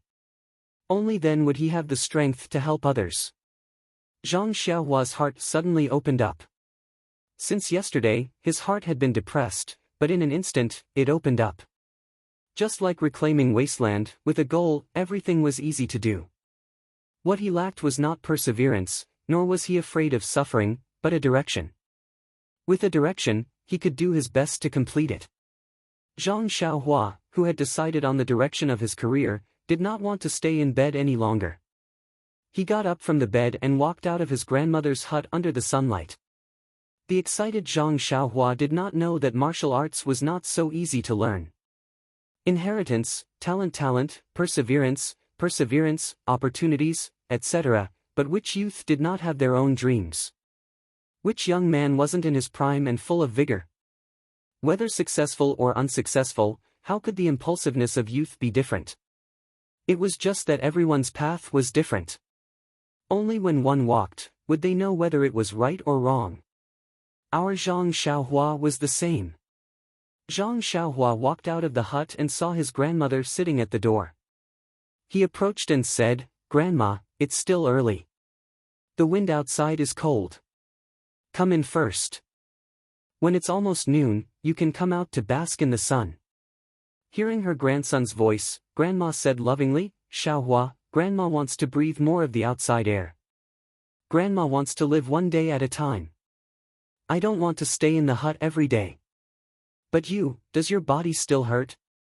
You should sleep more in bed." Zhang Xiaohua said cheerfully, "Grandma, I'm fine. Touch my face, it's not swollen anymore." Zhang Xiaohua took Grandma's rough hand and put it on his face. Grandma touched it carefully and said with a smile, okay, it's fine as long as you're fine." After that, she wiped her wet eyes with her sleeve. It seemed that she still cared for her youngest grandson. In the yard, Guo Sufei was busy at the stove outside the hut. Lu Qian and Lu Yeye were also helping. The two of them were very happy, but Lu Qian seemed a little shy. Yes, Zhang Xiaohua rubbed his eyes and looked carefully. Sure enough, Lu Qian's face was still red. Strange, what's going on? Zhang Xiaohua didn't know that Lu Qian and Lu Yeye woke up before dawn. Because they were not used to living in their own house, they couldn't sleep anymore. The two of them were afraid to disturb Guo Sufei's sleep, so they whispered together and talked about yesterday's matter. They were glad that they escaped the disaster. Lu Qian's heart was especially grateful to Zhang Xiaolong. If he didn't rush to stop them in time, they would be dragged into the alley by the two bullies. What's more, Zhang Xiaolong was unarmed and used his own body to protect the two weak women. Although he was seriously injured, he still had a determined expression on his face, which was deeply engraved in her heart. Not long after, Guo Sufei also woke up. She listened to the two girls talking and didn't disturb them. Seeing that the sky was about to brighten, she coughed a few times and sat up. The two girls also quickly got up. Last night, Guo Sufei was worried about her family's injuries, and the light was not good. She didn't look at the two girls carefully. Now, the sky was bright and her family's injuries were stable. Only then did she have the opportunity to look at the two girls. The two girls were very beautiful, and their figures were good. Although they were different in height, each of them had their own merits. However, if they didn't have some beauty, how could they be molested in the street? Then, Zhang Xiaolong's mother began to ask all sorts of questions about the two girls. Only then did she know that there were only 3 people in Lu Qian's family, her father and brother. Her mother had died of illness a few years ago. Lu Qian's father was a teacher, and her brother was also a weak scholar. The family didn't have much land, and they only relied on teaching to make a living. They were respected in the village. Lu Yeye was Lu Qian's cousin. Her father was a butcher, and he was the brother of Lu Qian's father. They lived in the same village. Lu Yeye's parents were both alive, and she was the only daughter in the family. Yesterday, Lu Qian's family had guests. Her father and brother accompanied the guests, and Lu Yeye's father was busy with his own business. There was no one to accompany the 2 sisters to the market. The 3 women said a lot of intimate words. Guo Sufei even asked the 2 girls if they were engaged, and both of them said no. Lu Yeye didn't feel anything, but Lu Qian's face was red. Guo Sufei looked at Lu Qian's shy expression, and her heart was overjoyed. At dawn, Guo Sufei got up and was busy with breakfast. The 2 girls also came to help. After a while, Lu Qian's blush still hadn't faded, and Zhang Xiaohua saw a clue. Zhang Xiaohua walked to the front of the stove and said, "Good morning, 2 sisters." It was a very ordinary greeting, but Lu Qian heard the sensitive sister. She felt that her thoughts were read by this little brother, and her blush rose to her eyebrows. Lu Yeye happily replied, "Good morning, little brother." Zhang Xiaohua asked about her father and brother. Guo Sufei said that she had already gone to see them, and there were no changes. The injuries on the outside were lighter, and they hadn't recovered yet. She estimated that they would wake up in a while. While they were talking, Zhang Kai came out of the house. He was holding a wooden stick as a crutch, and he was limping. It seemed that his right leg wasn't very comfortable. Guo Sufei and Zhang Xiaohua went to greet him. Zhang Xiaohua brought a chair for her father in the courtyard, and let Zhang Kai sit on it. He stretched his waist, and his waist hurt so much that he gritted his teeth. Lu Qian and Lu Yeye went forward to greet him, and Zhang Kai repeatedly said that there was no need. Then he said, "The 2 girls didn't come back last night, so your family must be worried. The few of us men are injured, and Xiaohua alone can't escort you back. I think we should let Xiaohua and the people in the village bring a letter to your family, and let them come and pick you up. What do you think?" Lu Qian and Lu Yeye looked at each other and nodded in agreement. After that, Zhang Kai and Zhang Xiaohua went to the village to find an adult man. The 2 of them went to Balagu together to bring a letter to Lu Qian and Lu Yeye's family. Balagu was southwest of the Guozhuang house, and it was quite far away. When Zhang Xiaohua and the others arrived at Balagu, it was already noon. Balagu was a village built in the middle of 2 mountains. From the outside, it looked very big, and was 4 to 5 times the size of the Guozhuang house. There were many people in the village, and it was quite lively. When Zhang Xiaohua walked to the village entrance, someone had already seen her and asked her who she was looking for. Zhang Xiaohua said that she was looking for the teacher, Mr. Lu. That person's face was full of vigilance, but seeing that Zhang Xiaohua was dressed worse than him, and the honest farmer behind her, he still asked, "Where are you from? Why are you looking for Mr. Lu?" Zhang Xiaohua said, "We are from the Guozhuang house, and we are here to bring Mr. Lu news of Sister Lu Qian and Sister Lu Yeye." That person was overjoyed when he heard this, and said, "Is that so? Good, come with me quickly." After that, he brought Zhang Xiaohua and the others to a tidy little courtyard. Before they reached the door, they heard him shout loudly, "Mr. Lu, Butcher Lu, news of your daughter has arrived." They heard a loud and clear voice ring out from the courtyard, "The robbers have sent a letter. I want to see which bastard did this good deed." Following the voice was a burly man who was 2 heads taller than Zhang Xiaohua. He jumped out from the courtyard and grabbed Zhang Xiaohua's neck, saying, "Where are you robbers from? Speak, speak." Zhang Xiaohua was grabbed so tightly that she couldn't breathe properly, and her face was red. How could she speak? The man who came with Zhang Xiaohua and the person who led the way were about to dissuade them, but another person came out from the courtyard and said, "Second brother, you can't be so rash. Look at this little guy, his expression, his clothes, does he look like a robber? Even if he is a robber, you should let him speak. That burly man smiled and let go of his hand, saying, Big brother, aren't I just worried about my daughter's safety? Don't you know how to be anxious? Zhang Xiaohua took a few deep breaths, and her complexion slowly returned to normal. Looking at the two people, she knew that the person behind was Lu Qian's father, Mr. Lu, and the one who grabbed her just now should be Lu Yeye's father, Butcher Lu.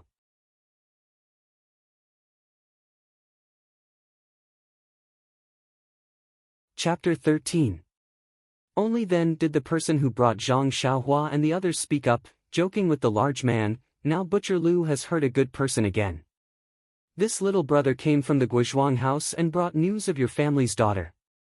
This time, you must have scared him so much that he's forgotten. Butcher Lu, on the other hand, didn't mind the villager's words. He patted Zhang Xiaohua's shoulder, causing Zhang Xiaohua to grin and say, I can tell with one look that this little brother is a broad-minded person. Why would he mind such a small joke? Zhang Xiaohua looked at his large hand that was used to butcher pigs and thought, I want to mind you, but you have to lend me some courage. Please don't be so intimate, my body has just recovered. She said, I wouldn't dare, I wouldn't dare. This must be Sister Lu Yeye's father. Looking at your manly posture, it's just as Sister said. Then she added in her heart, it's Xiong Zi. When Butcher Lu heard this, he was overjoyed and his eyes narrowed. Yeye is still talking about this with you. She. That's right, why did Yeye and Qian go to your Guizhuang house? Are they alright? Only now did he remember to ask about his daughter. Mr. Lu spoke up from the side, let's talk inside first. Seeing how this little brother is neither too fast nor too slow, the two daughters should be fine. After he finished speaking, he led Zhang Xiaohua and his companions into the house. The villager who led the way said, I won't go in, I'll go back first. I'll call Lu Kai back on the way. Mr. Lu nodded in thanks and watched the villager leave before inviting Zhang Xiaohua into the house for a chat. Zhang Xiaohua entered the courtyard and saw that it was about the same size as her own house. The layout was simple and there weren't as many farm tools as her own house. The stove didn't seem to be out in the open. There were about 2 rooms in front of her, and there were also 2 rooms on the left and right. She didn't know why Sister Lu had so many rooms when there were only 3 people in her house. When he walked into the front room, he realized the difference between them. There was a painting in the central room of the Lu family. It was a painting of an old scholar. In front of the painting, there were a few plates with fruits, snacks, and other things on them. It seemed that they were offering something. There was a painting on the left wall. It was snowing and there were a few people enjoying the snow in the pavilion. There were a few calligraphy pieces on the right wall. They looked like dragons flying and phoenixes flying. They should be written very well. It was a pity that Zhang Xiaohua didn't recognize them. There was a square table in front of him. On the table, there was a teapot, a few cups, and a plate of food. There were 2 chairs on the left and right of the table. There was also a small square table and a few chairs on both sides of the wall. On the table, there was a pot with flowers and plants. Looking at the 4 corners of the room, there were also a few plants in the pots. Zhang Xiaohua looked at the house that was completely different from her own house. She sighed in her heart, is this the difference between a scholar and a farmer? Under her mother's management, her house was also quite clean and tidy. There were also paintings on the walls, but they were just some pictures of immortals. Her mother didn't seem to know how to arrange the flowers and plants in the pots. Zhang Xiaohua's heart skipped a beat. She thought, if Sister Lu manages our house, what will it be like? As Zhang Xiaohua thought about it, he stood there. It wasn't that she was lost in her thoughts, but she didn't know where to sit. There were only a few chairs in her house. Usually, she would stand. Teacher Lu's house had so many chairs. There must be something special about it. She didn't know how to sit. When Teacher Lu saw this, he quickly let Zhang Xiaohua and the others sit. Then, Butcher Lu poured a cup of tea for them and brought it over. Zhang Xiaohua took the teacup and gulped it down in one gulp. Then, he smacked his lips. The water tasted really good. Butcher Lu saw that Zhang Xiaohua had finished drinking, so he quickly poured another cup for him. Zhang Xiaohua and Butcher Lu had been walking for the whole morning, so they were already thirsty. Since the water was so good, the two of them drank 4 cups of water in a row before stopping. Butcher Lu's eyes were the same as Teacher Lu's. They were filled with gratitude. Although Butcher Lu was a boorish person who slaughtered pigs, he also knew that they had rushed such a long distance and were so thirsty. It was all to tell his daughter that they were safe. Zhang Xiaohua finished drinking the water. Just as she was about to speak, she heard hurried footsteps from outside the house. Not long after, she saw a scholar who was about the same age and height as her elder brother running in. He must be Lu Qian's brother, Lu Kai. When Lu Kai entered the house, he first greeted Teacher Lu and Butcher Lu respectively. Then, Teacher Lu introduced Zhang Xiaohua and the others to Lu Kai. Lu Kai then greeted them with a bow. Zhang Xiaohua and Butcher Lu didn't know much about these things, so they followed suit and returned the greeting. Lu Kai then asked Teacher Lu, "How is my younger sister?"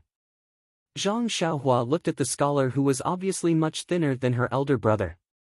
She thought to herself, scholars really have a lot of etiquette. This brother Lu is really patient. He only asked after seeing such a polite greeting. If it was Butcher Lu, he would have asked directly. Oh right, he must be complaining that brother Lu came at the wrong time. She couldn't help but glance at Butcher Lu, who was also anxiously waiting for Zhang Xiaohua to speak. Sure enough, before Teacher Lu opened his mouth, Butcher Lu said, "You should drink some water first. This little brother hasn't said anything yet and you're already back." Lu Kai sat on the chair opposite Zhang Xiaohua. He wasn't in a hurry to drink the water. He looked at Zhang Xiaohua eagerly, waiting for him to speak. Zhang Xiaohua then introduced herself and told him everything that happened yesterday in detail. However, she was cautious and didn't say the specific amount of money that the two bullies lost. Zhang Xiaohua's eloquence wasn't very good and she spoke haltingly. However, even so, the 4 people in the room listened with fear and trepidation. Teacher Lu, Butcher Lu, and Lu Kai's faces were ashen. Butcher Lu even jumped up from his chair a few times, but he was gently stopped by Teacher Lu. When Zhang Xiaohua finished, Butcher Lu quickly poured 2 cups of water for Zhang Xiaohua. Everyone also drank a cup. It seemed that not only did the talking make the people's mouths dry, the listening people were also nervous. After drinking the water, Teacher Lu walked in front of Zhang Xiaohua and bowed deeply, saying, "This old man would like to thank the virtuous father and son for saving my daughter." Lu Kai and Butcher Lu also quickly followed suit and bowed.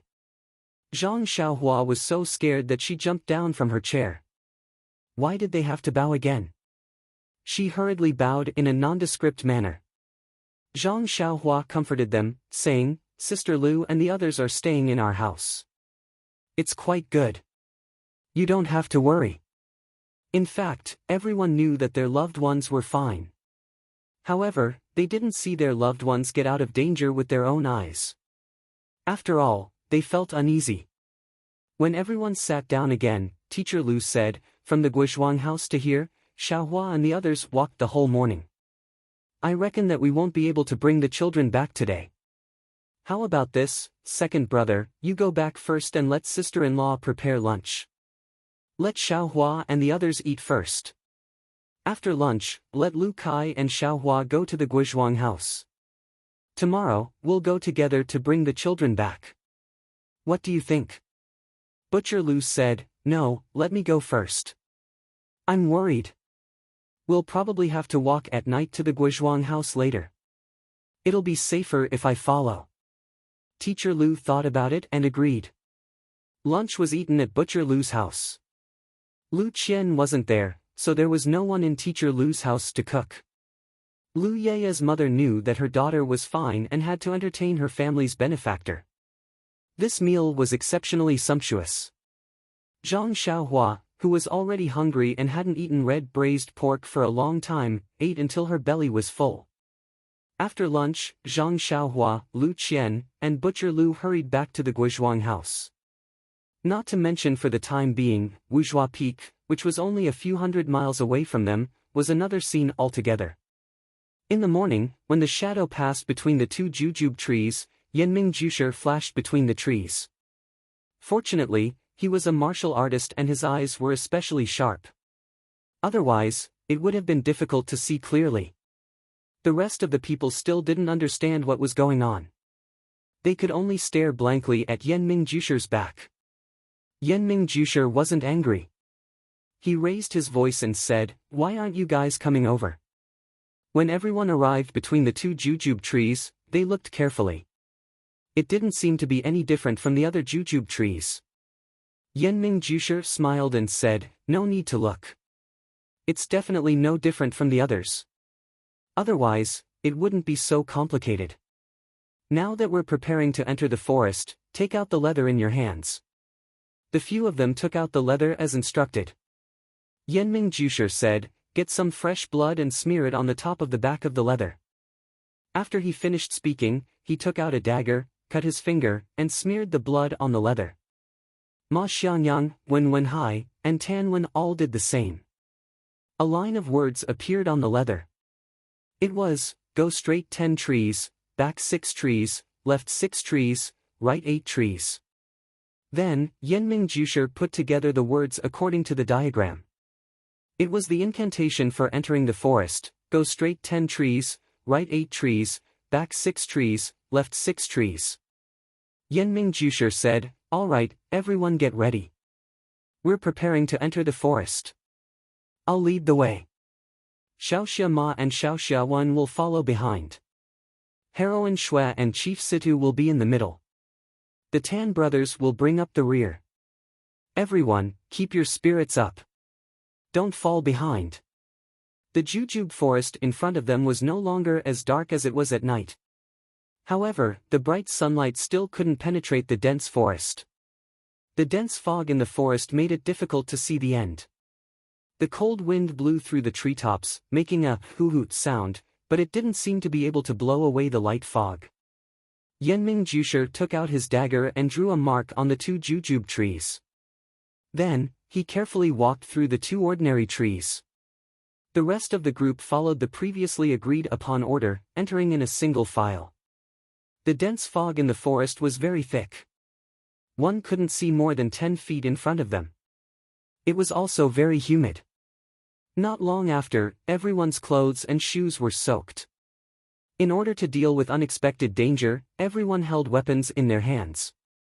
At this time, they all felt the cold. No one had entered the forest for many years. The ground was covered with a thick layer of fallen leaves and rotting jujubes. Walking on it was very difficult. The jujube tree's branches and leaves were very dense, intertwining with each other. Sometimes they even blocked the path.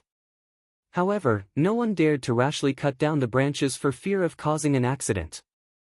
Just as everyone was moving forward in an orderly manner, they suddenly heard Situ Ping's exclamation, "Look over there."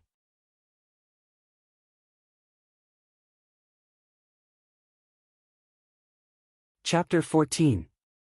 When everyone followed Situ Ping's horrified gaze, sure enough, there was a white skeleton leaning against a jujube tree about 4 or 5 feet away. The black eye sockets of the skeleton were staring in their direction. Everyone's hair immediately stood on end, and their hands holding their weapons tightened. Situ Ping was a member of the Jianghu. She had seen a lot of bloody scenes, and had done a lot of things like murder and arson. How could she be scared by this little skeleton? However, this jujube forest's fierce reputation, this endless fog and this cold weather. Everyone's heart was in their throats, so she couldn't help but cry out. Yanming Jusher and the others stopped and waited for a moment. They didn't see any movement from the skeleton, so everyone started walking again. Situ Ping was a bit embarrassed, but the others didn't blame her. In this kind of unknown environment, anyone would lose control of their emotions. Everyone was worried. As the group went deeper, the number of bones they encountered gradually increased. They even appeared many times along the path. No one dared to avoid them and directly cross them. There were many human skeletons, but there were even more of all kinds of animal skeletons. It seemed that the animals that had mistakenly entered the forest for so many years had innocently entered this strange and mysterious place. They were lost here, and could no longer get out. They wandered around and exhausted their strength, and finally lay under the jujube tree, wailing and dying. Thinking of this, the group became even more cautious. Originally, they still had some thoughts of exploring the power of the forest, but now, they completely dispelled it. These people were originally chosen by their elders to be careful and resolute in their actions. Naturally, they would not lose their lives in vain because of a little curiosity in their hearts. This forest seemed to be endless. After walking for a long time, it was still the same scene. If it weren't for the appearance of different bones, everyone would have thought that they had lost their way. Fortunately, they didn't encounter any danger along the way. Everyone calmed down and just wanted to continue moving forward, so that they could get out of this forest as soon as possible. After walking in silence for a long time, Situping, as a local tyrant, began to have some thoughts. Perhaps this was what it meant to be moved after a long period of silence. He didn't know what the others were thinking, but Situping's thoughts were indeed moved. The Evil Tiger Gang was originally based in Lu Town, and this Stoneman Peak was also within the Evil Tiger Gang's sphere of influence. In the past, although he knew that the Five Claw Peak was a dangerous place, he didn't know the method to enter, and had been guarding this place for nothing. Now that he knew the method, wouldn't this place be his backyard in the future? However, the other four factions were much bigger than her.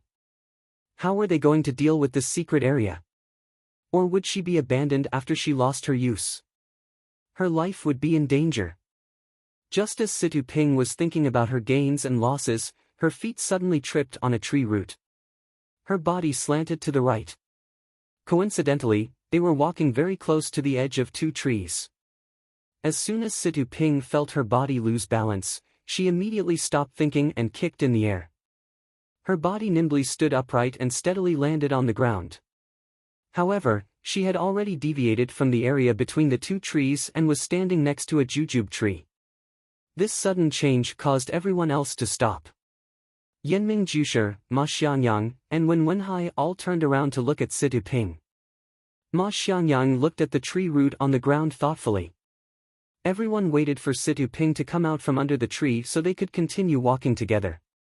However, at this moment, a strange scene occurred. Situping turned around and looked around, her gaze sweeping past everyone as if she didn't see them. Situping's face revealed a panicked expression as she looked around again. She raised her foot to walk, but then stopped, not daring to make any strange movements. Situping's mouth moved as if she was calling out to everyone, but no one could hear her. Seeing this, Yanming Jusher hurriedly used telepathy to speak to Situping. "Can you hear me? If you hear me, nod your head." At this moment, Situping's face was filled with ecstasy. She kept nodding her head like a chick eating rice. Yanming Jusher said again, "Turn left and listen to my instructions. Stop when I tell you to." Situping nodded again. Following Yanming Jusher's instructions, she faced everyone and then walked towards them. It was strange. Situping only took 4 or 5 steps before she reached the place where everyone was standing. Situping's eyes immediately lit up as she saw everyone. Yanming Jusher didn't ask why Situping had fallen. Instead, he asked, "What did you see just now?" Situping said with lingering fear, "When I stood up, I was still surrounded by jujube trees just like here. There was no difference, but I couldn't see any of you. No one responded when I shouted. If you hadn't spoken to me, I would have looked around again." Yanming Jusher frowned in thought.